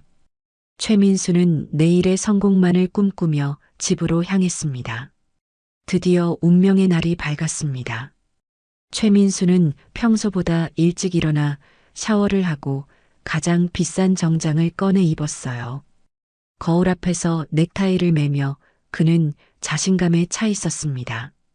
오늘이 바로 내 인생이 바뀌는 날이야. 그는 거울 속 자신에게 말했습니다. 미래산업과의 계약만 성사되면 드림텍은 중견기업으로 도약할 수 있을 거였어요. 최민수, 너는 할 수 있어. 지금까지 해온 것처럼. 자기 최면을 걸며 그는 집을 나섰습니다. 한편 강호는 평소처럼 편의점에서 야간 근무를 마치고 집으로 돌아가고 있었어요. 아침 햇살을 받으며 걷는 그의 모습은 여전히 평온해 보였습니다. 어젯밤 최민수와의 불쾌한 일은 이미 잊은 듯했죠. 오전 10시 최민수는 드림텍 사무실에 도착했습니다. 직원들이 모두 모여 있었어요. 여러분, 오늘이 우리 회사의 운명을 가르는 날입니다. 최민수는 직원들 앞에서 연설을 시작했습니다. 미래산업과의 계약이 성사되면 우리 매출은 10배는 늘어날 거예요. 여러분의 급여도 당연히 오를 거고요. 직원들의 얼굴에 기대감이 떠올랐습니다. 하지만 부사장 정승철만은 조금 걱정스러운 표정이었어요. 사장님, 미래산업 쪽에서 특별히 주의할 점은 없다고 하셨나요? 주의할 점? 우리 기술력이면 충분해. 걱정하지 마. 최민수는 자신만만하게 대답했습니다. 그래도 혹시 모르니까 예의는 지키시는 게. 승철아, 나를 믿어. 지금까지 내가 언제 실패했어? 최민수는 정승철의 걱정을 대수롭지 않게 여겼습니다. 자신의 능력과 카리스마면 충분히 계약을 따낼 수 있다고 확신했거든요. 오후 2시 미래산업본사. 최민수는 부사장 정승철과 함께 회사 로비에 도착했습니다. 미래산업의 본사는 정말 웅장했어요. 30층 높이의 빌딩에 최첨단 시설들이 갖춰져 있었죠. 와, 역시 대기업은 다르네. 최민수는 감탄하며 주변을 둘러봤습니다. 하지만 동시에 약간의 긴장감도 느꼈어요. 미래산업 전략 기획실에서 나왔습니다. 드림텍 최민수 대표님이시죠? 엘리베이터에서 내린 여성이 그들에게 다가왔습니다. 30대 중반으로 보이는 그녀는 김수연 비서팀장이었어요. 네, 안녕하세요. 오늘 뵙게 되어 영광입니다. 최민수는 정중하게 인사했습니다. 미팅 때만큼은 예의를 지키려 했거든요. 회의실로 안내해 드리겠습니다. 회장님께서 곧 오실 예정입니다. 수연의 말에 최민수는 눈을 반짝였습니다. 미래산업의 회장이 직접 나온다는 것은 이 계약을 매우 중요하게 생각한다는 뜻이었거든요. 회의실에 들어선 최민수는 프레젠테이션 자료를 준비했습니다. 승철아, 내가 프레젠테이션 하는 동안 너는 기술적인 부분 보완해줘. 네, 사장님. 그런데 혹시 회장님이 어떤 분이신지 그런 건 중요하지 않아. 우리 실력으로 승부하는 거야. 최민수는 여전히 자신만만했습니다. 하지만 그 순간 그의 휴대폰이 울렸어요. 여보세요? 전화를 받은 최민수의 얼굴이 점점 굳어졌습니다. 뭐라고? 편의점에서 항해 전화가 왔다고? 전화는 드림텍 사무실에서 온 거였어요. 어젯밤 강호가 일하는 편의점 본사에서 최민수의 갑질에 대한 항의가 들어온 것 같았습니다. 아니야, 그건 나중에 처리하고. 지금은 미팅이 더 중요해. 최민수는 전화를 끊고 다시 자료를 정리했습니다. 하지만 기분이 좀 상했어요. 어제 그 편의점 할아버지가 정말 신고했나 보네. 쪼잔하게. 사장님, 혹시 무슨 일이? 아니야, 별거 아니야. 집중하자. 최민수는 정승철의 질문을 대충 넘겼습니다. 그때 회의실 문이 열렸습니다. 회장님께서 도착하셨습니다. 수연이 알려주자 최민수는 자리에서 일어났어요. 미래산업의 전설적인 회장을 만날 생각에 가슴이 두근거렸습니다. 안녕하세요. 저는 드림텍의 최민수가 인사말을 시작하려던 순간 그의 입이 떡 벌어졌습니다. 회의실로 들어온 사람은 다름 아닌 편의점 알바생 이강호였거든요. 어떻게? 최민수는 말을 잇지 못했습니다. 어젯밤 자신이 모욕했던 그 늙은 알바생이 바로 미래산업의 회장이라니. 이런 일이 실제로 일어날 수 있는 건가요? 강호는 평상시와 다르게 깔끔한 정장을 입고 있었습니다. 편의점에서 봤던 그 온화한 할아버지가 맞지만 지금은 완전히 다른 사람 같았어요. 카리스마와 위엄이 느껴졌거든요. 안녕하세요. 드림텍 최민수 대표님. 강호가 정중하게 인사했습니다. 하지만 그의 목소리에는 어젯밤과는 다른 무게감이 담겨 있었어요. 혹시 우리가 어디서 만난 적이 있나요? 강호의 질문에 최민수는 식은땀을 흘렸습니다. 어젯밤 자신이 얼마나 무례하게 굴었는지 생각나기 시작했거든요. 그게... 최민수는 대답을 망설였습니다. 솔직히 말해야 할지 아니면 모른 척해야 할지 판단이 서지 않았어요. 부사장 정승철은 상황을 파악하지 못하고 있었습니다. 왜 사장이 갑자기 당황하고 있는지 이해할 수 없었거든요. 시간이 소중하니 미팅을 시작하시죠. 강호가 자리에 앉으며 말했습니다. 그 순간 최민수는 마지막 희망을 품었어요. 혹시 회장이 어젯밤 일을 기억하지 못할 수도 있다고 생각했거든요. 네. 그럼 저희 회사 소개부터 시작하겠습니다. 최민수는 억지로 미소를 지으며 프레젠테이션을 시작했습니다. 하지만 그의 목소리는 평소보다 떨리고 있었어요. 저희 드림텍은 창립 10년 만에 연매출 100억을 달성한 혁신적인 기업입니다. 우리 회사는 기술력도 인성도 최고입니다. 최민수가 자신있게 말했지만 강호의 표정은 변하지 않았습니다. 오히려 그 인성이라는 단어에서 아이러니를 느끼는 듯 했어요. 프레젠테이션이 진행되는 동안 최민수는 계속 강호의 눈치를 봤습니다. 혹시 어젯밤 일을 들킬까봐 전전긍긍하고 있었거든요.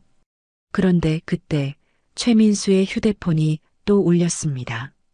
죄송합니다. 잠깐만 받겠습니다. 어제 그 편의점 노인네 아직 안 잘렸나? 본사에 민원은 꼭 넣어야 해. 최민수가 큰 소리로 전화 통화를 하는 순간 회의실의 분위기가 싸늘해졌습니다. 강호의 눈빛이 차갑게 변했거든요. 최민수의 전화 통화 소리가 회의실에 울려 퍼진 순간 시간이 멈춘 것 같았습니다. 강호는 조용히 최민수를 바라보고 있었어요. 그 눈빛에는 실망과 함께 차가운 분노가 담겨 있었습니다. 전화 끊으세요. 강호의 목소리는 낮았지만 단호했어요. 최민수는 그제야 자신이 실수했다는 걸 깨달았습니다. 아, 네. 나중에 다시 연락드릴게요. 그는 서둘러 전화를 끊었지만 이미 늦었어요. 편의점 노인네라고 하셨죠? 강호가 천천히 입을 열었습니다. 혹시 그 노인네가 저를 말하는 건가요? 최민수의 얼굴이 창백해졌습니다. 더 이상 숨길 수도 없고 변명할 수도 없는 상황이 되었거든요. 그게 아니라 최민수 대표님, 강호의 목소리에 권위가 실렸습니다. 어젯밤 편의점에서 있었던 일 기억나시죠? 부사장 정승철은 무슨 일인지 몰라 당황하고 있었어요. 비서팀장 김수연은 이미 상황을 파악하고 있는 듯 했습니다. 그녀의 표정에서 냉소가 느껴졌거든요. 회장님, 저는 정말 최민수가 변명을 시작하려 했지만 강호가 손을 들어 말렸습니다. 변명은 필요 없습니다. 강호는 자리에서 일어났어요. 평소의 온화한 모습과는 완전히 달랐습니다. 지금의 그는 미래산업을 일군 전설적인 경영자였거든요. 어젯밤 편의점에서 당신을 통해 드림텍이라는 회사의 본질을 봤습니다. 인간은 어려운 상황에서 자신보다 약하다고 생각하는 사람 앞에서의 태도로 그 진가가 드러나죠. 강호의 말 한마디 한마디가 최민수의 가슴을 찔렀습니다. 당신은 제가 단순한 편의점 알바생이라고 생각했을 때 어떻게 행동했나요? 최민수는 고개를 들 수 없었어요. 어젯밤 자신이 얼마나 오만하고 무례했는지 생생히 기억났거든요. 나이 많은 사람을 무시하고 모욕하고 심지어 자르라고까지 하셨죠. 그런 분과 저희가 어떻게 함께 일할 수 있겠습니까?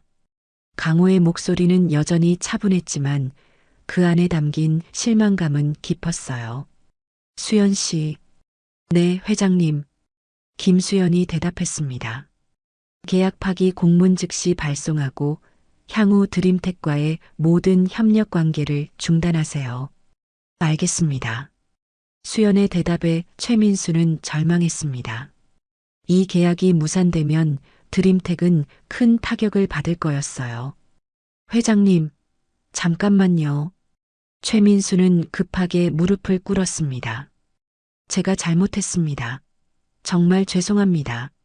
그의 목소리는 떨리고 있었어요. 지금까지의 오만함은 온데간데였고 오직 절망만이 남아 있었죠. 어젯밤에는 제가 스트레스를 너무 많이 받아서 평소 그런 사람이 아닙니다. 평소 그런 사람이 아니라고요? 강호가 되물었습니다. 그럼 스트레스 받으면 다른 사람을 모욕해도 된다는 말씀인가요?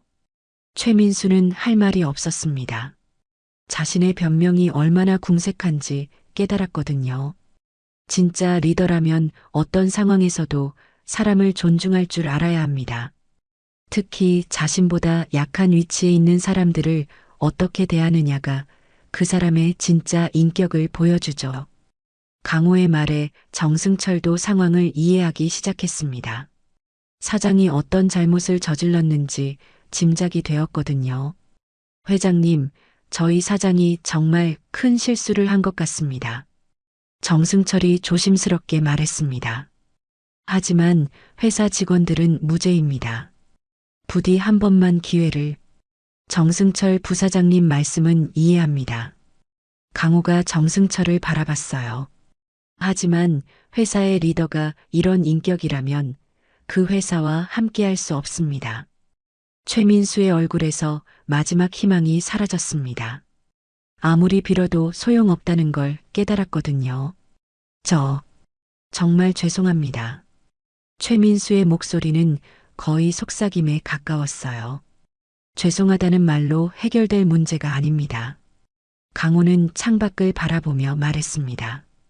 어젯밤에 당신이 모욕한 건 저 개인이 아니라 성실하게 일하는 모든 사람들이었어요.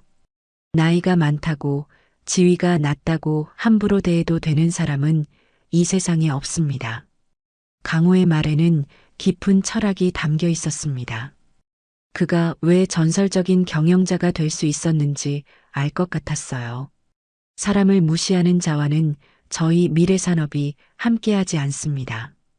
강호가 최종 선언을 했습니다. 이것이 저희의 원칙이고 변할 수 없는 가치입니다. 회의실은 무거운 침묵에 휩싸였습니다.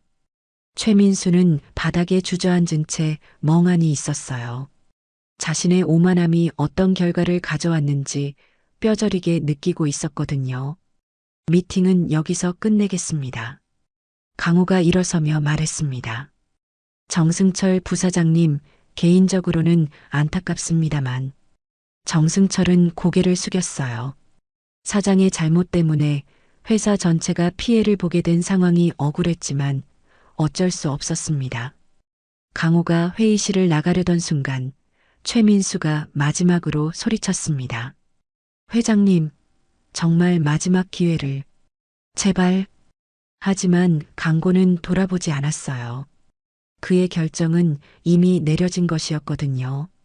문이 닫히고 회의실에는 최민수와 정승철만 남았습니다. 최민수는 여전히 바닥에 주저앉아 있었어요. 사장님. 정승철이 조심스럽게 불렀지만 최민수는 대답하지 않았습니다. 자신의 인생이 한순간에 무너져 내리는 걸 느끼고 있었거든요. 미래산업과의 계약이 무산된다는 소식은 곧 업계에 퍼질 것이고 드림텍의 미래는 암울해질 게 뻔했습니다. 모든 게 자신의 잘못된 행동 때문이라는 걸 알고 있었지만 이미 되돌릴 수는 없었어요. 한편 회의실을 나온 강호는 복도에서 잠시 멈춰 섰습니다. 사실 그에게도 쉬운 결정은 아니었거든요. 하지만 원칙을 지키는 것이 더 중요했습니다. 수연 씨, 공문 발송하시고 관련 부서에도 통보해 주세요. 네, 회장님. 그런데 이 일이 언론에 알려지면 상관없어요. 우리가 잘못한 게 없으니까. 강호는 담담하게 대답했습니다. 옳은 일을 했다는 확신이 있었거든요. 미래산업과의 계약 파기 소식은 생각보다 빨리 업계에 퍼졌습니다. 오후 5시가 되기도 전에 관련 업계 사람들 사이에서 소문이 돌기 시작했어요. 드림텍이 미래산업 계약 날렸다더라. 진짜? 그 좋은 기회를 왜? 뭔가 문제가 있었나 보지. 최민수는 사무실로 돌아와서도 멍한 상태였습니다. 직원들이 기대에 찬 눈으로 바라보고 있었지만 그는 아무 말도 할 수 없었어요. 사장님, 미팅 어떻게 됐나요? 영업팀장이 조심스럽게 물었습니다. 계약 무산됐어. 최민수의 한마디에 사무실이 조용해졌어요. 모든 직원들이 믿을 수 없다는 표정을 지었습니다. 무산됐다고요? 어떻게요? 왜요? 우리 기술력이 부족했나요? 직원들의 질문이 쏟아졌지만 최민수는 대답할 수 없었습니다. 자신의 잘못된 행동 때문이라고 어떻게 말할 수 있겠어요? 그냥 조건이 맞지 않았어. 최민수는 거짓말을 할 수밖에 없었습니다. 하지만 부사장 정승철은 진실을 알고 있었어요. 모두 일단 자리로 돌아가세요. 사장님이 피곤하실 거예요. 정승철이 직원들을 정리했습니다. 직원들이 하나둘 자리로 돌아간 후 정승철이 최민수에게 다가왔어요. 사장님, 도대체 무슨 일이 있었던 건가요? 승철아. 최민수는 힘없는 목소리로 말했습니다. 내가 정말 큰 실수를 했어. 그리고는 어젯밤 편의점에서 있었던 일을 정승철에게 털어놓았어요. 편의점 알바생을 모욕했는데 그 사람이 바로 미래산업 회장이었다는 충격적인 사실까지. 사장님, 어떻게 그런 일이. 정승철도 할 말을 잃었습니다. 평소 최민수의 성격을 알고 있었지만 이 정도일 줄은 몰랐거든요. 그날 저녁 드림텍 사무실에는 암울한 분위기가 흘렀습니다. 미래산업과의 계약이 무산된 것만으로도 큰 타격이었는데 더 큰 문제들이 기다리고 있었어요. 다음 날 아침 최민수는 더 큰 충격을 받았습니다. 협력업체들로부터 연락이 오기 시작한 거였어요. 최 대표님, 미안하지만 이번 프로젝트는 다른 업체로 변경하려고 해요. 저희도 미래산업과 거래하는 입장이라서. 하나둘씩 협력업체들이 손을 떼기 시작했습니다. 미래산업과의 관계가 틀어진 회사와는 일하기 부담스럽다는 이유였어요. 이런 일이 벌어질 줄 몰랐어. 최민수는 머리를 감싸쥐었습니다. 단순히 한 건의 계약만 날린 게 아니라 회사 전체가 위험해지고 있었거든요. 오후에는 은행에서 연락이 왔습니다. 최 대표님, 대출 관련해서 상담받으러 오실 수 있나요? 은행에서도 드림텍의 신용도에 의문을 품기 시작한 거였어요. 미래산업과의 계약을 담보로 받았던 대출이 위험해진 상황이었습니다. 이 모든 게 내 잘못이야. 최민수는 사무실에 혼자 앉아 자책했습니다. 어젯밤 편의점에서의 몇 분간의 행동이 이런 큰 결과를 가져올 줄은 꿈에도 생각하지 못했어요. 한편 직원들 사이에서는 불안감이 커지고 있었습니다. 회사 분위기가 이상하지 않아? 미래산업 계약이 그렇게 중요했나? 혹시 우리 회사 문제 있는 거 아냐? 소문은 걷잡을 수 없이 퍼졌고 몇몇 직원들은 이력서를 준비하기 시작했어요. 특히 능력 있는 직원들부터 하나둘 회사를 떠날 준비를 했습니다. 팀장님, 저 이직 준비하려고요. 저도 다른 곳 알아보고 있어요. 핵심 인력들이 빠지기 시작하자 회사는 더욱 흔들렸습니다. 최민수는 직원들을 붙잡아 보려 했지만 이미 늦었어요. 여러분, 잠깐만 기다려 주세요. 금방 상황이 나아질 거예요. 하지만 직원들의 신뢰는 이미 바닥났습니다. 회사의 미래가 불확실한 상황에서 누가 남아있고 싶겠어요? 부사장 정승철도 고민에 빠졌습니다. 최민수와 오랫동안 함께 일해왔지만 이번 일은 너무 실망스러웠거든요. 사장님이 저런 분이었다니. 정승철은 최민수의 진짜 모습을 이제야 알게 된 것 같았어요. 평소에도 직원들에게 권위적이었던 최민수였지만 이 정도로 다른 사람을 무시하는 줄은 몰랐습니다. 일주일이 지나자 드림텍의 상황은 더욱 악화됐습니다. 주요 고객들마저 계약을 취소하기 시작했어요. 미안해요, 최 대표님. 본사에서 드림텍과의 거래를 중단하라고 해서. 저희도 어쩔 수 없어요. 미래산업 쪽에서 압력이. 고객들의 말에서 미래산업의 영향력을 실감할 수 있었습니다. 업계에서 미래산업과 척을 진다는 것은 곧 고립을 의미했거든요. 이런 식으로 끝날 줄은 몰랐어. 최민수는 텅 비어가는 사무실을 바라보며 중얼거렸습니다.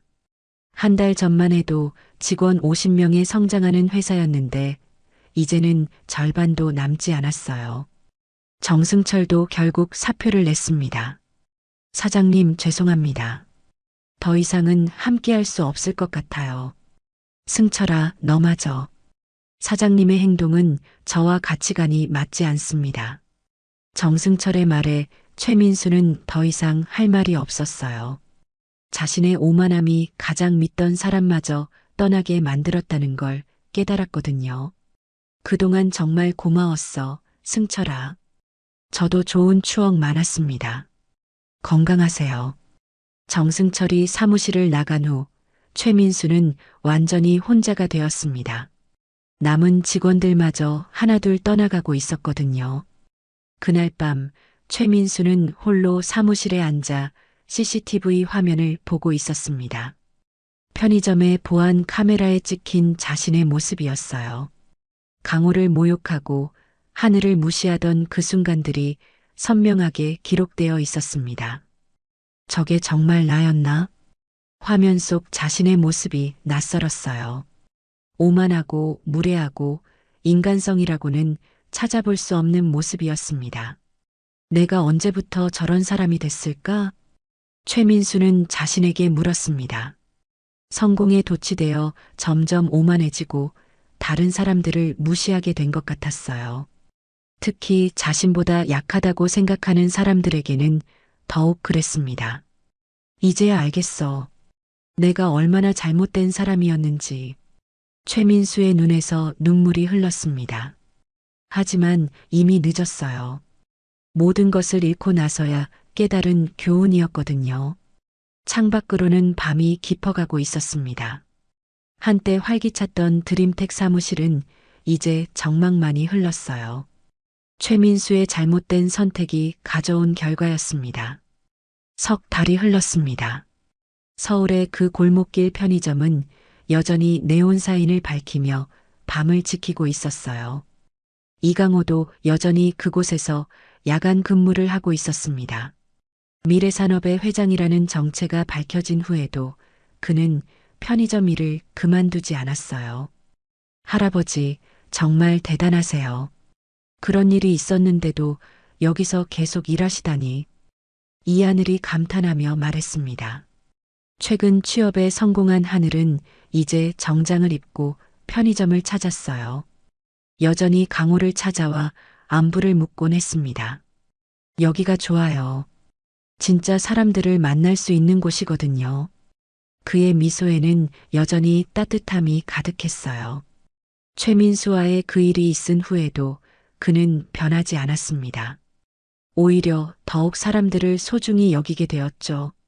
그런데 할아버지, 그 사장은 어떻게 됐어요? 하늘이 조심스럽게 물었습니다. 잘 모르겠어요. 아마 자신만의 방식으로 교훈을 얻고 있을 거예요.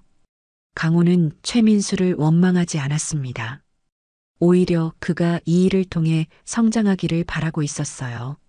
실제로 최민수는 큰 변화를 겪고 있었습니다. 드림텍은 결국 문을 닫았고 그는 모든 것을 잃었어요. 집도 팔아야 했고 직원들에게 밀린 급여를 주기 위해 개인 재산까지 처분했습니다. 이 모든 게 내 잘못이었어. 최민수는 작은 원룸에 앉아 과거를 반성하고 있었어요. 화려했던 사무실도 비싼 차도 모든 것이 사라졌습니다. 하지만 이상하게도 마음은 조금씩 평온해지고 있었어요. 내가 정말 잘못 살았구나. 최민수는 자신의 과거를 돌이켜봤습니다. 성공하면서부터 점점 오만해지고 다른 사람들을 무시하게 되었던 것 같았어요. 어느 날 밤 최민수는 그 편의점 앞을 지나가게 되었습니다. 몇 달 만에 보는 그곳이었어요. 강호가 여전히 계산대에서 손님을 맡고 있었습니다. 들어가서 사과해야 하나. 최민수는 망설였습니다. 하지만 용기가 나지 않았어요. 자신이 저질렀던 일이 너무 부끄러웠거든요. 그때 편의점에서 강호가 나왔습니다. 쓰레기를 버리러 나온 것 같았어요. 두 사람의 시선이 마주쳤습니다. 안녕하세요. 강호가 먼저 인사했습니다. 그의 목소리에는 원망이나 분노가 전혀 없었어요.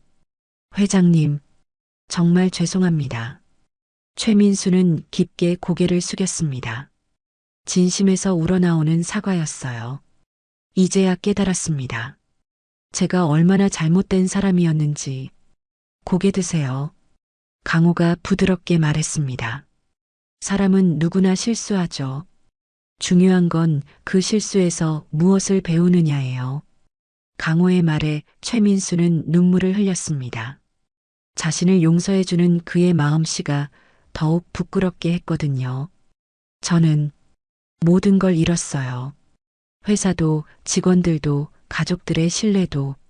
하지만 가장 중요한 걸 얻었잖아요. 네, 진짜 자신을 돌아볼 수 있는 기회를요. 강호의 말에 최민수는 고개를 들었습니다. 그의 눈빛에는 따뜻한 이해가 담겨 있었어요. 사람의 진짜 가치는 가진 게 많을 때가 아니라 모든 걸 잃었을 때 드러나죠. 지금의 당신이 진짜 최민수일 거예요. 강고의 말에 최민수는 새로운 깨달음을 얻었습니다. 성공했을 때의 자신은 가짜였고 지금의 자신이 진짜라는 것을. 앞으로 어떻게 살아야 할지 모르겠어요. 천천히 하나씩 해나가면 돼요. 사람들을 존중하고 겸손하게 살아가는 것부터요. 그리고 무엇보다 자신보다 어려운 처지에 있는 사람들을 도우세요.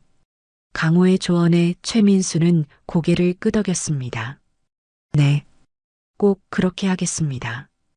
두 사람은 잠시 침묵했습니다. 하지만 그 침묵은 어색하지 않았어요. 서로를 이해하는 따뜻한 침묵이었습니다. 그럼 들어가 보세요. 밤이 쌀쌀해요. 강호가 편의점으로 돌아가려 했습니다. 회장님, 최민수가 불렀습니다. 감사합니다. 정말로요. 저야말로 고맙습니다. 좋은 교훈을 주셔서요. 강호는 미소를 지으며 편의점으로 들어갔습니다. 최민수는 한참 동안 그 자리에 서 있었어요. 마음속에 새로운 다짐이 생겼습니다. 앞으로는 정말 다른 사람이 되겠다는 다짐이었죠. 그날 밤 이후 최민수는 새로운 삶을 시작했습니다. 작은 일용직 일부터 시작해서 천천히 자신을 다시 세워나갔어요. 그리고 무엇보다 사람들을 대하는 태도가 완전히 바뀌었습니다. 안녕하세요. 수고하세요. 감사합니다. 좋은 하루 되세요. 누구에게든 정중하고 친절하게 대했어요. 특히 자신보다 어려운 처지에 있는 사람들에게는 더욱 따뜻하게 대했습니다. 한편 강호는 여전히 편의점에서 일하고 있었습니다. 주변 사람들은 왜 그런 일을 계속하는지 이해하지 못했어요. 회장님, 이제 그만하셔도 되지 않나요? 여기서 일하는 게 좋아요. 진짜 사람들을 만날 수 있어서요. 강호는 항상 같은 대답을 했습니다. 그에게는 지위나 권력보다 사람과의 진실한 만남이 더 소중했거든요. 할아버지는 정말 특별하세요. 하늘이 말했습니다. 우리 모두 특별해요. 다만 그걸 깨닫는 사람이 드물 뿐이죠. 강호의 답변에는 깊은 지혜가 담겨 있었습니다. 그날 밤도 강호는 편의점을 정리하며 하루를 마무리했어요. 카운터를 닦고 상품을 정리하고 바닥을 깨끗이 했습니다. 모든 일을 정성스럽게 해내는 그의 모습에서 진정한 품격이 느껴졌어요. 오늘도 좋은 하루였어. 강호는 혼잣말을 하며 미소를 지었습니다. 작은 일이지만 의미 있는 하루였거든요. 사람들을 만나고 작은 도움을 주고 따뜻한 말을 나누었으니까요. 창밖으로는 새벽이 밝아오고 있었습니다. 새로운 하루가 시작되는 거였어요. 강호에게는 매일이 소중한 선물 같았습니다. 1년이 흘렀습니다. 서울의 그 골목길은 여전히 평온했고 편의점의 네온 사인도 매일 밤 같은 자리를 밝히고 있었어요. 이강호는 오늘도 변함없이 야간 근무를 하고 있었습니다. 시간이 흘렀지만 그의 일상은 크게 달라지지 않았어요. 여전히 정성스럽게 손님들을 맞고 편의점을 깨끗하게 관리했습니다. 할아버지, 안녕하세요.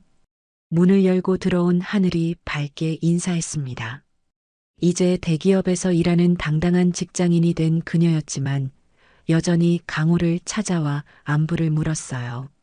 하늘아, 오늘은 좀 늦네. 야근하고 오는 길이에요. 요즘 프로젝트가 바빠서요. 하늘은 피곤한 기색이었지만 표정은 밝았습니다. 자신이 하는 일에 보람을 느끼고 있었거든요. 힘들어도 보람 있는 일이죠? 네, 맞아요. 할아버지가 항상 말씀하신 대로 일에서 의미를 찾고 있어요. 하늘이 음료수를 고르며 말했습니다. 강호의 가르침을 마음에 새기고 살아가고 있었어요. 그런데 할아버지, 그분은 어떻게 지내시는지 아세요? 최민수를 말하는 거였어요. 가끔 소식을 듣죠. 많이 달라지셨다고 해요. 강호는 온화하게 대답했습니다. 실제로 최민수는 완전히 다른 사람이 되어 있었습니다. 드림텍이 망한 후 그는 모든 것을 잃었지만 동시에 새로운 것을 얻었어요. 진정한 겸손함과 다른 사람을 존중하는 마음이었습니다. 지금 최민수는 작은 사회복지센터에서 일하고 있었어요. 생활이 어려운 노인분들을 돕는 일이었습니다. 어르신, 오늘 컨디션은 어떠세요? 최민수가 80대 할머니에게 정중하게 인사했습니다. 예전의 오만한 모습은 온데간데 없었어요. 진심으로 다른 사람을 걱정하고 배려하는 모습이었습니다. 아이고, 민수야. 내가 와주니까 든든하다. 할머니의 말에 최민수는 미소를 지었습니다. 이런 순간이 그에게는 무엇보다 소중했어요. 과거에 회사에서 받던 어떤 칭찬보다도 값진 말이었거든요. 할머니, 점심은 드셨어요? 아직이야. 입맛이 없어서. 그럼 제가 맛있는 거 해드릴게요. 최민수는 주방으로 가서 할머니를 위한 죽을 끓이기 시작했습니다. 예전에는 상상도 할 수 없었던 일이었어요. 하지만 지금의 그에게는 이런 일이 가장 보람 있었습니다. 민수 씨, 정말 많이 달라지셨네요. 동료 직원이 감탄하며 말했습니다. 처음 왔을 때와는 완전히 다른 사람 같아요. 저도 그런 것 같아요. 여기서 일하면서 진짜 제 모습을 찾은 것 같거든요. 최민수의 대답에는 진정성이 담겨 있었습니다. 모든 것을 잃고 나서야 진짜 중요한 게 무엇인지 깨달았거든요. 돈이나 지위가 아니라 사람과 사람 사이의 따뜻한 마음이었습니다. 저녁이 되자 최민수는 복지센터 일을 마치고 집으로 향했어요. 작은 원룸이었지만 마음은 평온했습니다. 과거의 화려한 생활이 그립지 않았어요. 오히려 지금이 더 행복했습니다. 길을 걷다가 그 편의점 앞을 지나게 되었습니다. 강호가 여전히 계산대에 서 있는 모습이 보였어요. 최민수는 잠시 멈춰서서 그를 바라봤습니다. 자신의 인생을 바꿔준 분이었거든요. 용기를 내어 편의점 문을 열고 들어갔습니다. 안녕하세요, 회장님. 최민수 씨. 안녕하세요. 강호가 반갑게 인사했습니다. 원망이나 불편함은 전혀 없었어요. 요즘 어떻게 지내세요? 좋아요. 정말 의미 있는 일을 하고 있거든요. 최민수가 웃으며 대답했습니다. 그의 얼굴에서 진정한 행복을 느낄 수 있었어요. 다행이네요. 보기 좋아요. 강호도 진심으로 기뻐했습니다. 최민수가 변화한 모습을 보는 게 그에게도 큰 기쁨이었거든요. 회장님 덕분이에요. 저에게 진짜 교훈을 가르쳐 주셔서요. 아니에요. 스스로 깨달으신 거죠. 두 사람은 잠시 대화를 나눴습니다. 과거에 불편했던 기억은 이미 사라지고 서로를 이해하고 존중하는 마음만 남아 있었어요. 그럼 저는 이만 가보겠습니다. 건강하세요. 네, 최민수 씨도 좋은 일 계속하세요. 최민수가 편의점을 나간 후 강호는 혼자 미소를 지었습니다. 사람이 변할 수 있다는 걸 다시 한번 확인할 수 있어서 기뻤어요. 새벽 2시 편의점은 조용했습니다. 강호는 매장 정리를 하며 하루를 돌이켜봤어요. 오늘도 여러 사람들을 만났고 작은 도움을 줄 수 있었습니다. 그것만으로도 충분히 의미 있는 하루였어요.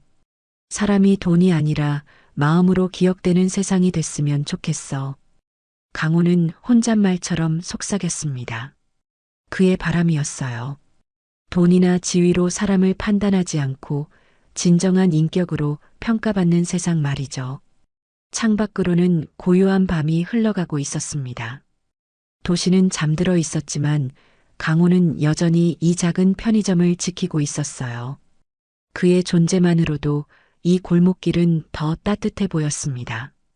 새벽 4시 강호는 쓰레기 봉투를 정리했습니다. 하루의 마지막 일이었어요.